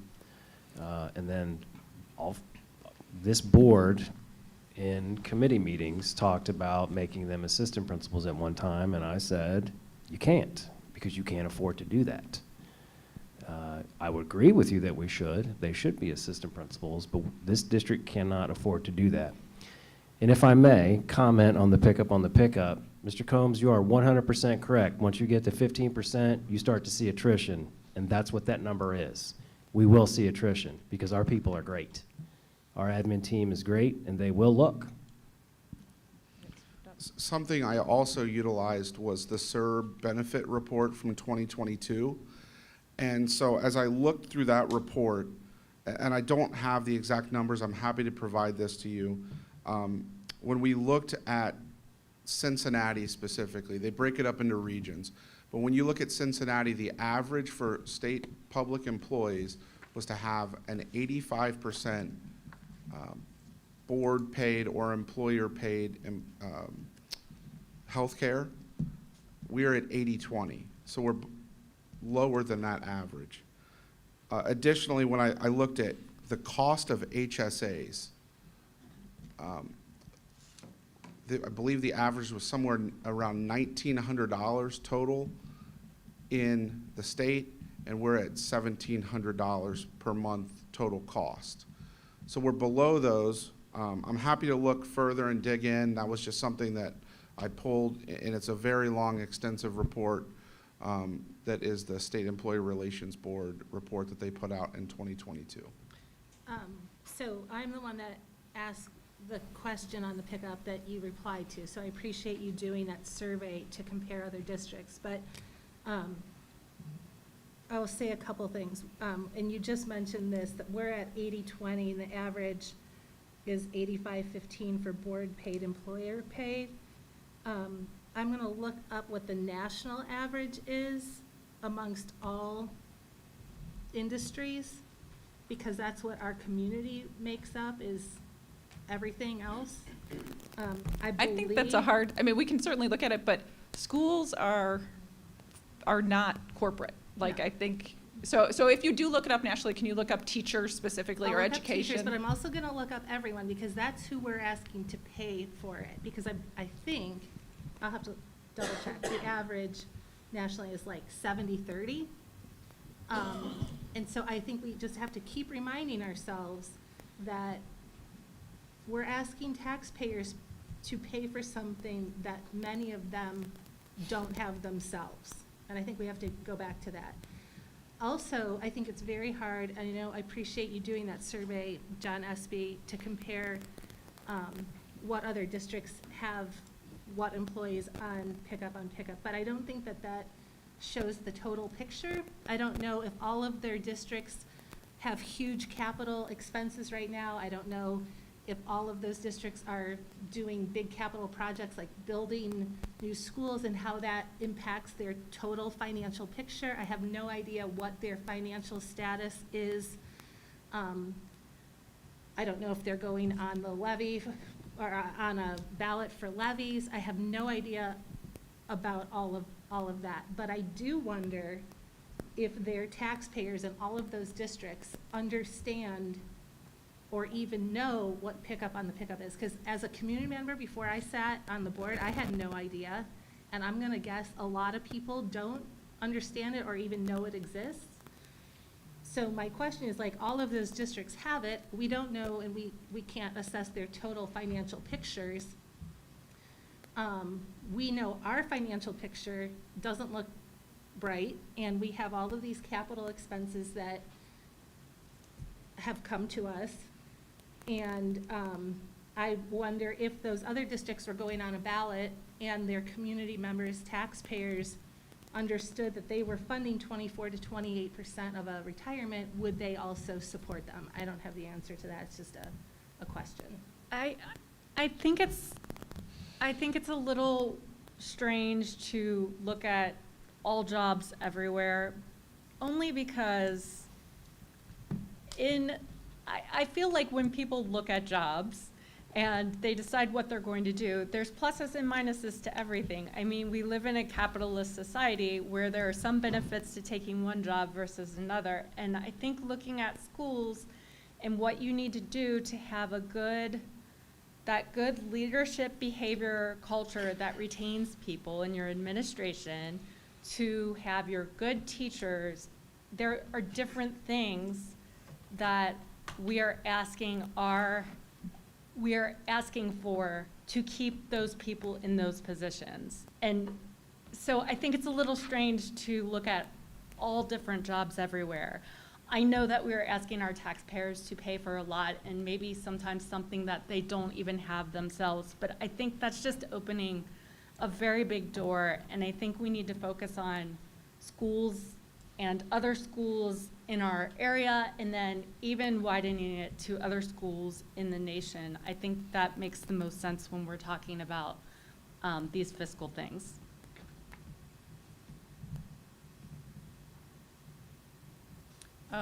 When I don't know at what point in the conversation we're getting back to whatever direction for what the mills need to look like for when it goes on. But I want to remind folks that as a board, the 5 of us had discussions with Brian before you were here about we're going to need a levy. What should it look like? And we talked about COPS versus loan lease purchase LP.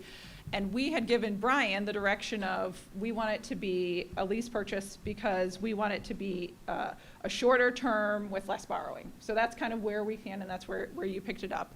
And so I appreciate that, coming in, that number was 8.5. It was probably about that when Brian was here too, and that was kind of what we're hearing going along. And with feedback, you were able to go back and relook at a COPS, which means longer term, more money, but really flattening that out. And I think I don't want to lose sight of the fact that change alone, because we as a board gave a different direction, saved 1.2 mils. Is that what? I mean, that's a pretty significant drop. Well, and I'm going to that I appreciate. I'm going to reiterate the comment that I made at the last board meeting. When we originally looked at the financing of some of the structures that we're talking about here now, we looked at a 30-year loan, and as boards turned over, I was still looking at a 30-year loan, but most of the people sitting here were like, no, we don't want it to be that long. Mm-hmm. And it pretty much had to be that long in order to get it down. Yeah, you're paying interest, but everybody's paying interest on their house just the same way. Everybody'd love to pay it off in 15 years, but most people do 30. So we've actually come full circle to get back to that. Again, having John tell us very specifically those numbers, because it was very difficult at the time to get numbers that we could hang our hat on, plus the fact that we didn't have solid figures on construction as well. So just to be clear, we started there, now we've come back full circle. It was a good plan then, it's a good plan now, and I'm glad we got everybody driven back to that. With regard to the levy and the levy amount, 8.5 to 6.7, that's what, 20% reduction? 21%. So that's a good job. But what you've had in previous presentations that you don't have here right now is, if that's hypothetically, if the 6.7 went on the ballot in November and did not pass, wouldn't we be right back at about 8.51 again? And all the good work that's been done here goes for naught? Probably higher than that. You would, if 6.75 were to go on the ballot and not pass, you'd be looking at an 8.85 mil for the same exact thing, same exact district, looks the same way in 2024. If it went to 2025, it would be 10.45 mils. And it's just because of the delay in payment and the further the district would be expenditures over revenue. It's been 10 years. People are having a hard case with this amount at this time. We managed money. We didn't come back to the taxpayers until we needed to. Had we just gone ahead and done what an awful lot of districts do, you'd have probably had a bump of 2 or 3 in 2016. Again, in 2019 or 2020, you'd have probably had another 2 or 3, and now you'd probably have another 3. So I believe that the boards that preceded us and the people that are on this board have done a really good job of taking care of the money, making sure that we're not reaching in somebody's pocket every 3 years until, we come when we need to come. If by some miracle we have deflation and we can extend this to 4 years, I'm not saying that we can, but if that happens, we're not gonna come back just because it's 3 years down the road. We're gonna come back when we need to come back. That's our job here, is to try to manage a district and have it be a district that people want to go to school in, and to try to make those things work out. So nobody complained in 2016. Nobody complained in 2019 when they weren't getting a tax levy coming out, and other districts were. We're here because we tried to extend it for as long as we can. Things are working against us. Inflation's working against us. The state of Ohio's education people are working against us. The unfair funding plan is just that.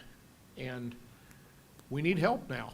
We've been very thoughtful about this. It's not like we just all of a sudden just said, oh, well, let's go get some money. It's not the way it works. So I think that's probably more than I should have said, but that's the way I feel. So Dave, how long have you lived in the district? About 45 years. So The longest we've ever had between levies, I think, was 6 years, and that only happened once. I think the average is about 4 years. have you ever seen one pass the first time, ever? I already know the answer. I don't know the answer to that, so you have something on me. I'm guessing the answer is probably not very often, but have we ever had a board that came to us and told us, here's what you do now, and if nothing changes, here's what it's going to be the next time? No. I believe that we have educated our community likely as much, if not more than we ever have, because we've been able to take advantage of various tools like the internet, email. John Spicer does a great job of getting in front of the community at every chance that he can. SB's already been in front of the community. So yeah, I think we're communicating with the community as much as ever, if not the most ever. The fact is we haven't passed the levy on the first shot that I know of in, I want to say at least 35 years, maybe 40, first time out. That doesn't mean that we can't pass one in November. It just simply means our community takes a really hard look anytime this district asks the taxpayer to invest in the schools. That's why I continue to advocate for our best foot forward in November, because I wanted to have a shot for maybe the first time. those are some of the reasons. I want to maintain the great services. I want to be a destination. Don't we all when times are good? Right now, these times are not as great, and we're asking everyone, including all of our employees, to take a hard look at doing their part. We're asking the taxpayers to do their part. Mr. Espy mentioned, and I love analytics. I've become endeared to his approach because I'm a closet nerd in some ways. I love trend lines. I love comps. I love to dig deeper underneath what appears to be, to see if there's some sort of insight to make better decisions, and he's wired very similarly. And I can't tell you how much I appreciate it. One comment I'll make is maybe it's time for Milford to set a precedent, given our current state of economy and this staggering rate of increased inflation.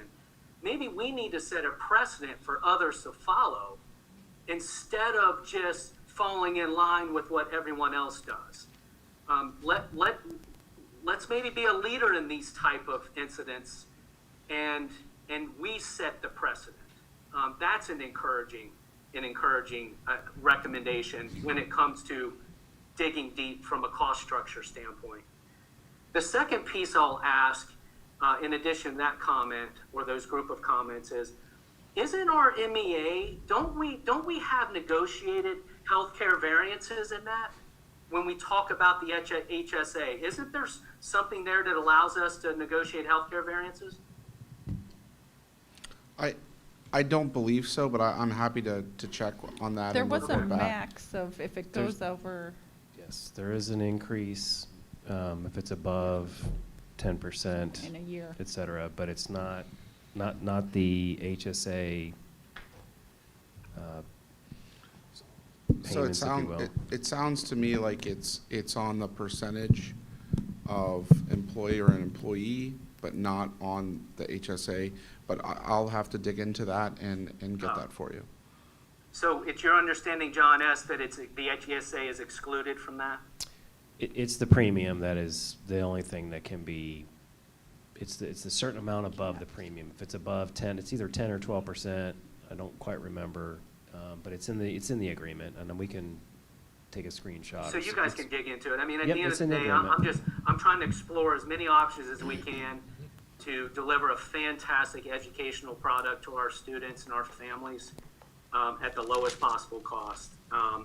And I believe that we have great intent to do that. I think that our administration, by some of the things that I saw tonight, and prior to tonight, is making a great efforts to run hard after this.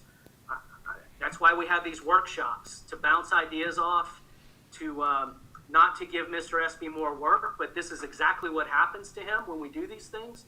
I appreciate his work ethic and all the administrators.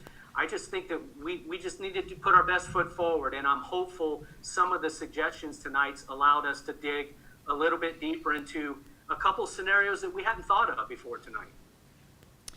In your response to it hasn't happened, we haven't passed a levy on the first try. 10 years is a really long time, and I think the landscape is very different. 10 years ago, we were struggling to, come out of what was a mess. I mean, the state auditors have been here, so that was messy. But I think the things that are different this time, and I do believe that we can pass it, is that since probably day 2 on the job, Mr. Spicer has been talking about we're going to need a levy, regardless of anything that happens with a new space. So it has been coming, and I don't know that I have heard Mrs. House mention it as frequently when it was coming down the road. And we also have an organized community group that is helping get the education out. And what I've seen from John Espy as far as how the Milford Schools 101 events, which folks should definitely attend or watch online, and just how he talks about and shares those numbers to us non-school finance people.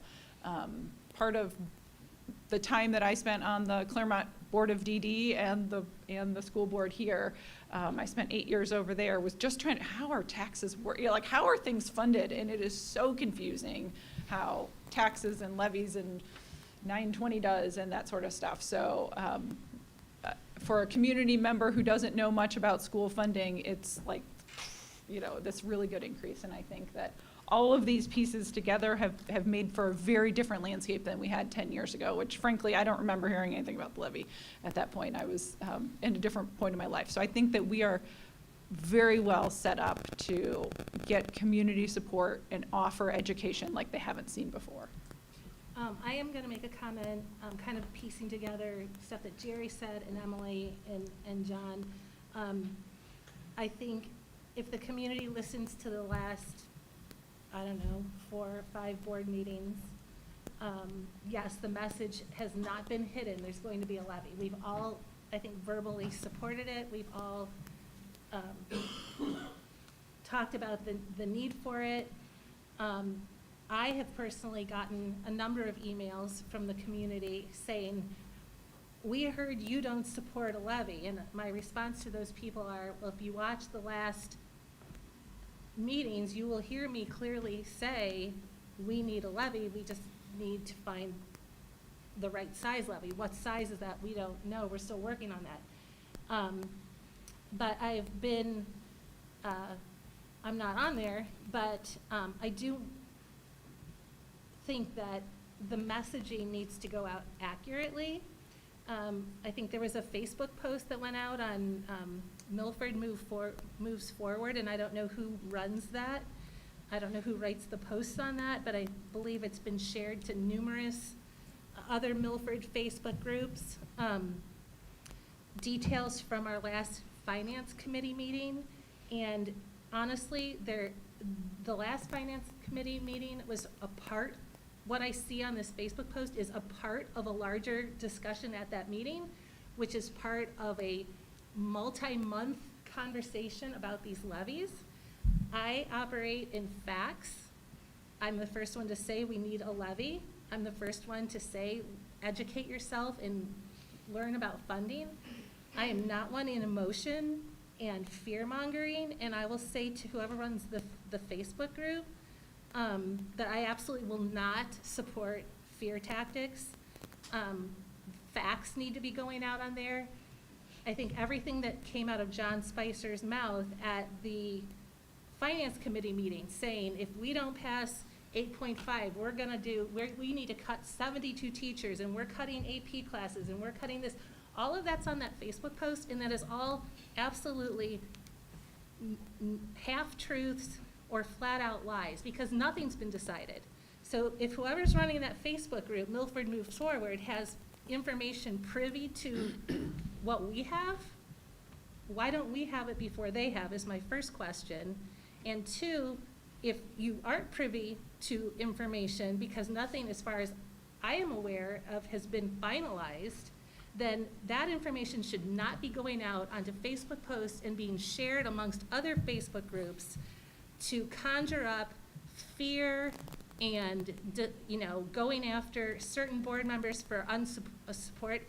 It's not a tactic I will ever support. So there's that.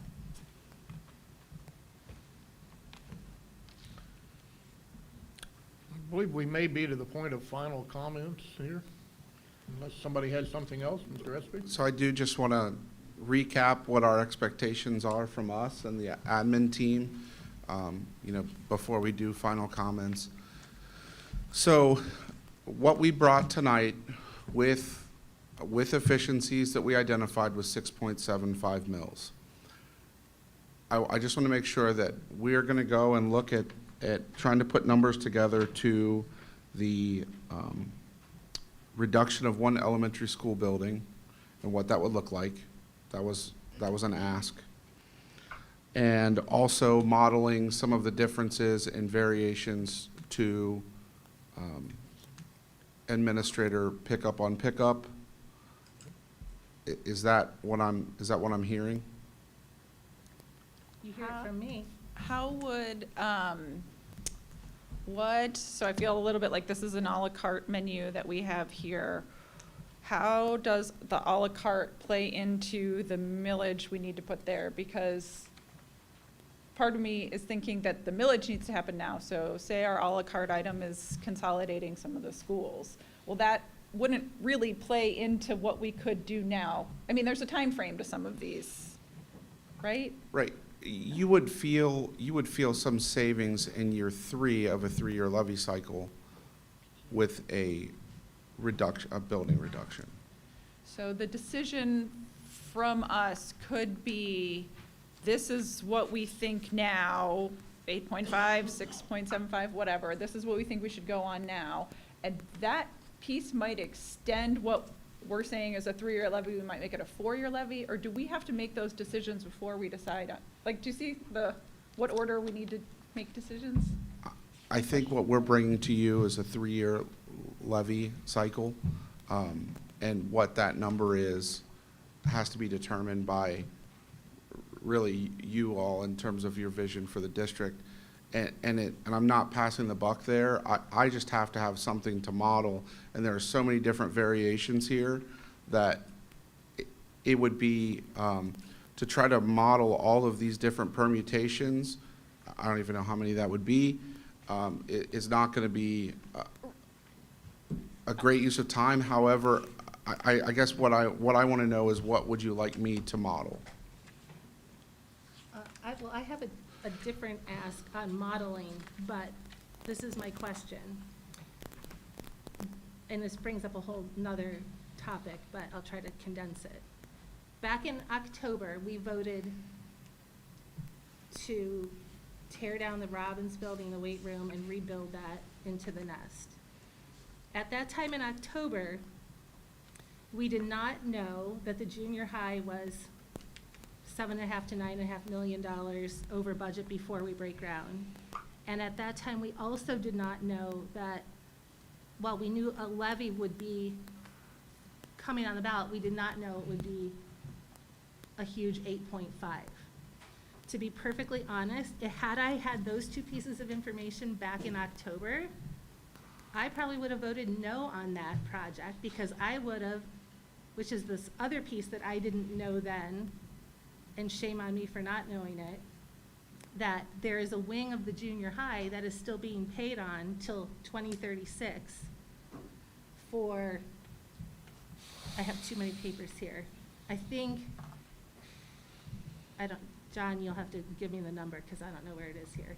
But anyway, the loan on the junior high wing, and I think this was part of the CAT conversations, were, because that is being paid on until 2036, could that be utilized in some way? AD offices, robotics, weight room, storage, anything. Admittedly, utilities would have to be run to it, and bathrooms to make it usable. I believe in the, again, it's here in one of my papers, the cost to do that was estimated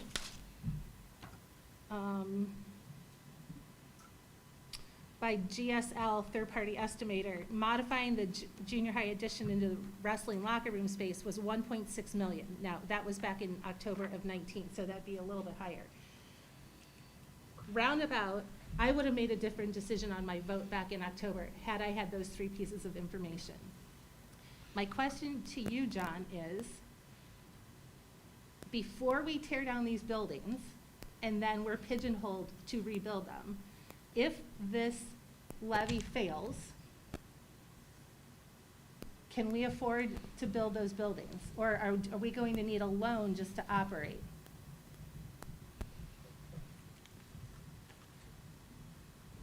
There's a period of time that the district could still, I mean, we're going to be in fiscal distress, one way or the other. It would be fiscal caution or warning at that point. But it would be a period of time that the district could survive. However, again, that millage ask would go up to receive the same services or the same staffing level, the same items that we would identify that I would model. Okay, so this will be my ask then. Before we tear down those buildings, I want to know what Plan B is to house locker rooms, weight rooms, and wrestling, if we don't have the money to rebuild it. Are we too far Did- down that road? Didn't, So the loan to build that building is part of the COPS issue. Right, but if this levy fails, then those buildings are like, I don't want to get to a point, we haven't torn them down yet. So we just but need to we have a plan. need to for that space. I know, I realize that, we're pigeonholed into it. But what I'm saying is, had this information of all this millage and millions of dollars of overage been available in October, I would have made a different decision. I don't know if you guys would have or not. And now we're down that road, but right now, we still do have those buildings up, and maybe if we need to pause I'm just saying, I'm going on record right now. If we need to pause the whole project and make sure that we have money, that we're not going into fiscal distress because of a decision we made, is irresponsible. And I just want to make sure I understand, pausing the project, are you saying the whole? Whole thing. If we don't have the money to pay for it, then how do we do it? Project in terms of the middle school? All of it. So I don't know what we can do legally with OFCC now that we're thus, I mean, we're I'm just down. saying, if we don't have money to pay for it, and there's no guarantee this levy passes, like, we need to think about we need to think about it now while everything's still in place. We can't wait till, and then say, uh-oh, we don't have enough money.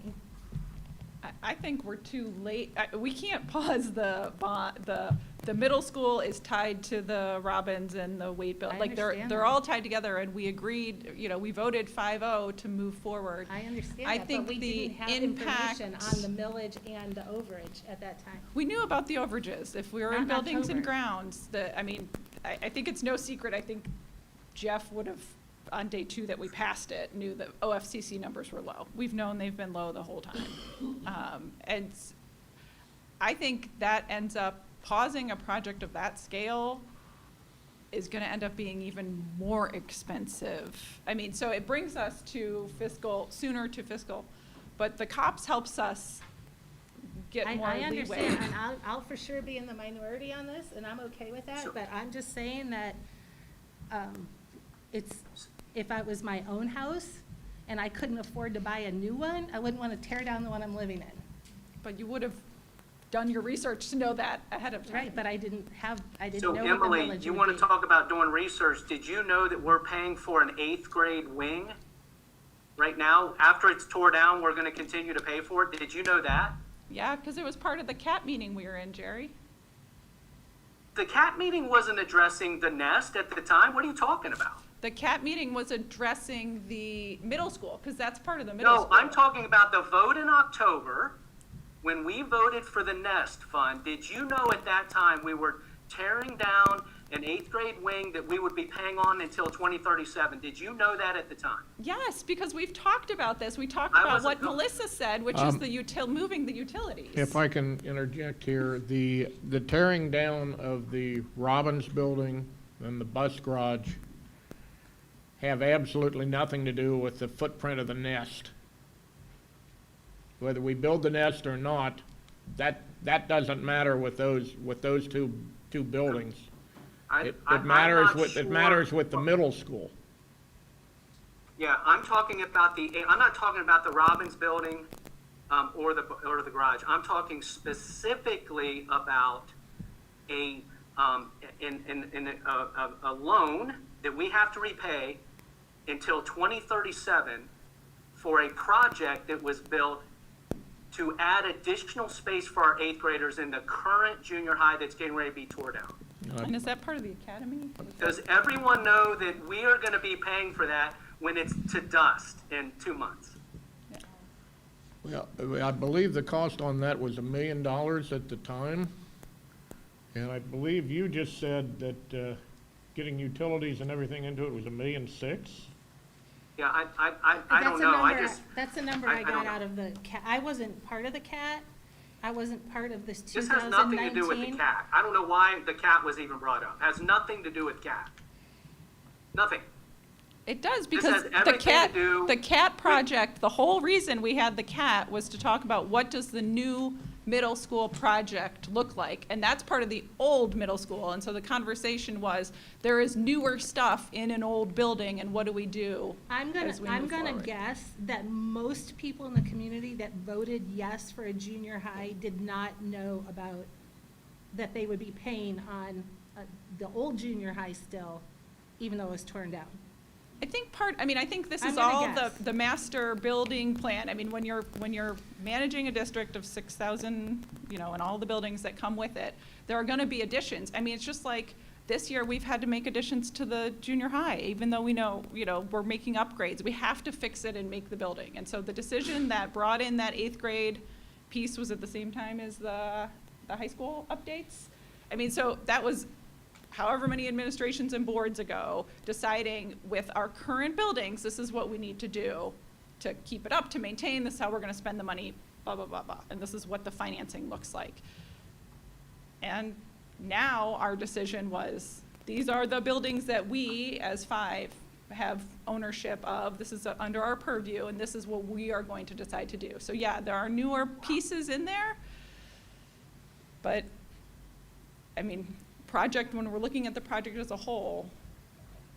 I understand that. I'm just saying, I believe, in my personal opinion, it is irresponsible to tear down buildings that may end up put us in fiscal caution as a result.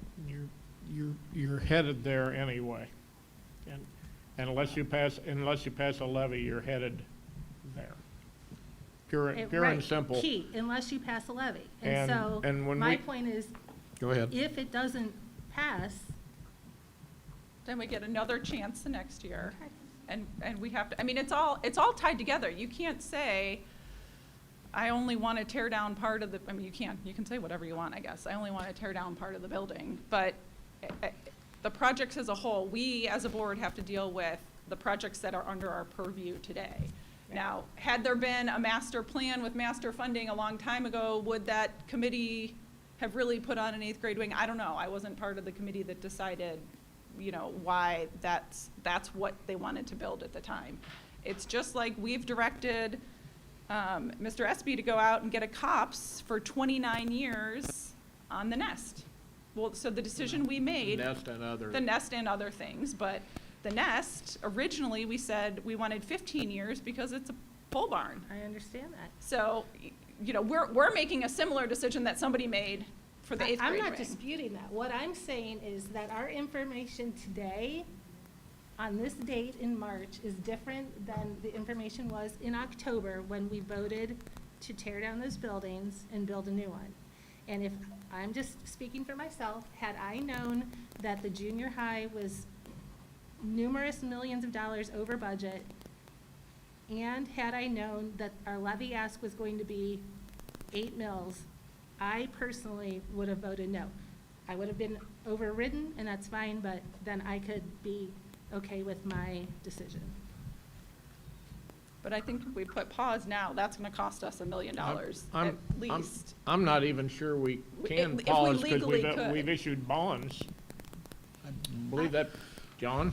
Correct, and I can research that for you, but I do want to provide some information.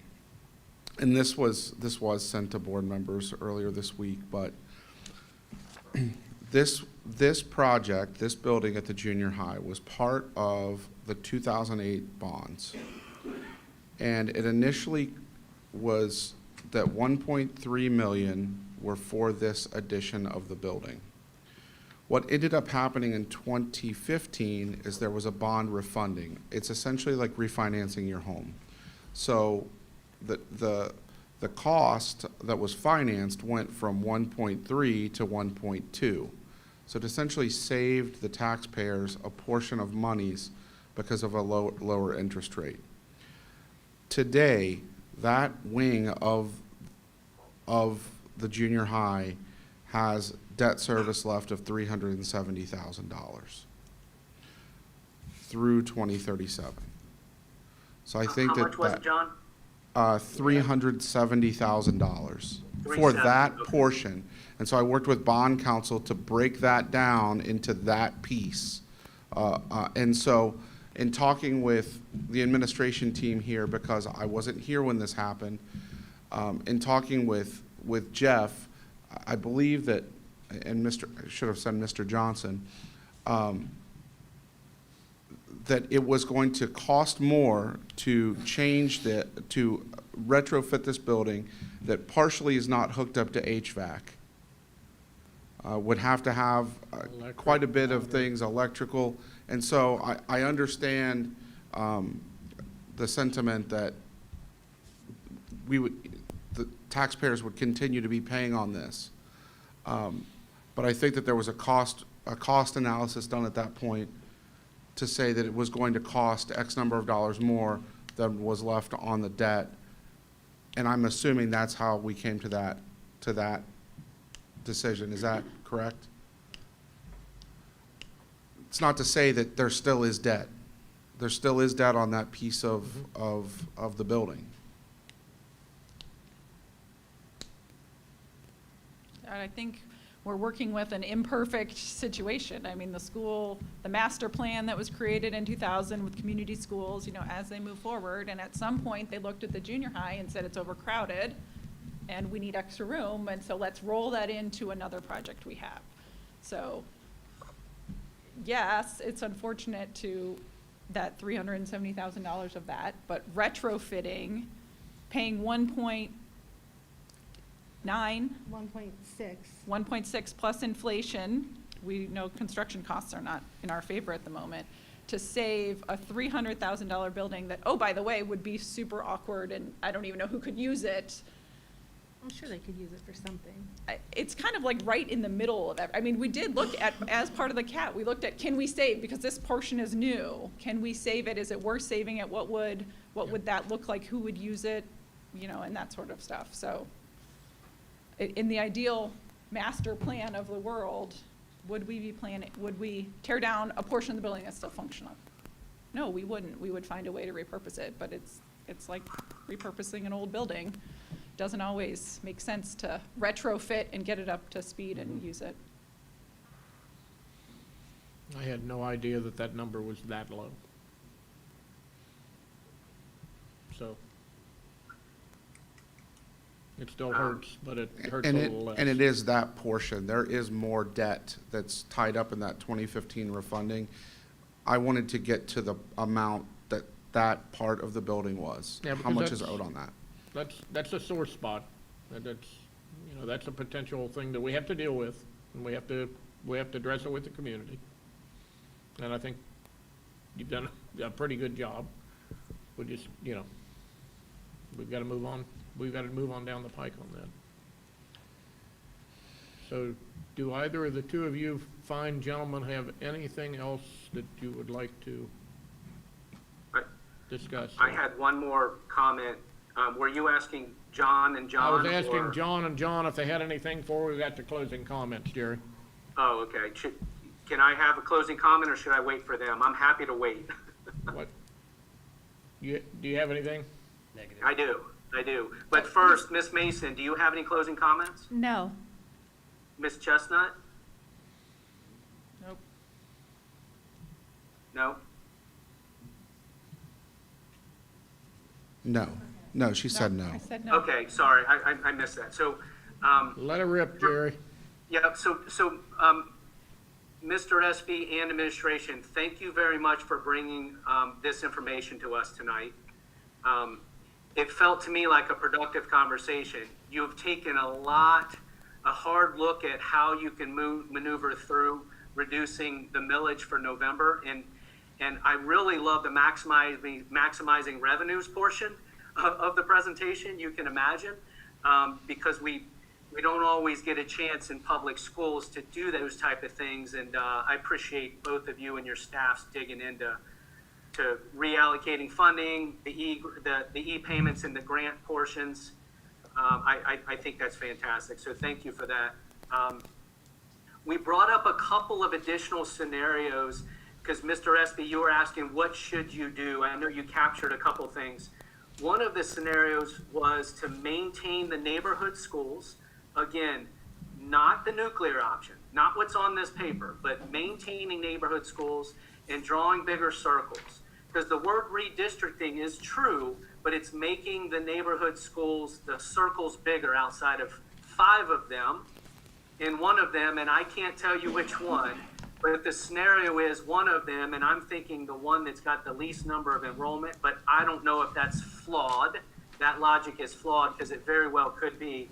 But taking one of them and turning it into our pre-K building, what we do, to Ms. Chestnut's point, with the other half of that building, if it's only filled by half, that can be part of this scenario. But that's one thing that we openly discussed today. The best we can estimate in that scenario from a dollar standpoint, will it cause disruption? Let's capture some of that when we discuss this scenario. Every disruption that this district will experience, I assure you, has been felt in some families tenfold in the past 24 months. So tough times call for tough decisions. I'm just asking us, and we discussed openly about that, expanding the neighborhood schools, keeping it but expanding that. That was one scenario. The second was taking a harder look at our employee benefits. That includes pickup on pickup. That includes sick leave accrual, anything above state minimums. That includes sick leave payouts, the old super severance situation. And I'll leave with this. I would ask the union to renegotiate these HSE contributions and any other health benefit contributions. I can't support a levy that further strains this community without assuring them that everyone's making the sacrifice, not just our taxpayer. Thank you. And I will just say, I've been in full support of a levy, of determining the size, but I think it's pretty obvious we can't continue to keep doing the same thing and get a different result. It's not sustainable, and so changes have to be made. Like, we can't, I hear a lot of reasons tonight why we can't do this and we can't do that, but we have to do something because we cannot continue on this trajectory. We just can't. And I realize that that's uncomfortable for everyone that it affects, but like Jerry just said, I think we all are affected by changes we have to make and efficiencies we have to make. So that's my take. Okay, I think that leaves it down to me. John and John, Mr. Espy and Superintendent Spicer, thank you so much for putting all this together. For the community, I guess I just want to say, you've heard a lot of people talk about a lot of things. You've got, I think we've got 5 very thoughtful board members here that have the best interest of this district at heart. We may not agree on every item, but we will challenge each other and we'll come up with something that is worthwhile. And for everybody that came out and hung in here, it's been 2 hours and 15 minutes. We appreciate your time. We also appreciate your comments, and anybody that's looking at me, whether it's now or next week, please contact board offices if you've got any questions. We've got people that are willing to talk to you, that are willing to go through this. They will take whatever time it takes to educate you. We're in the education business. So please call the board offices, and Mr. Spicer will take a call and get back to you fairly quickly if he's in a meeting. And if it's a question that he cannot answer specifically, he'll direct you to one of the other members of the administration that can do that. So we encourage you to do that. If, as a community, if you don't do that, you're only hurting yourself, because we don't know what you want. We don't know what you think until you tell us. So having said that, Quick comment. Yes, This will be ma'am. available, I'm sure it was hard for anybody, maybe even in the room, to read, but this will be available online, the packet and the information that John shared tonight for Okay. people to come back and read. and it'll all be online. Yes. As most things we do here are, we try to get it out within 24 hours and get it up online. minutes of all our meetings, and our videos of this meeting tonight will be out there as well. So we appreciate everybody attending tonight. The next regular board meeting is April the 20th, 2023, in this office at 6 o'clock.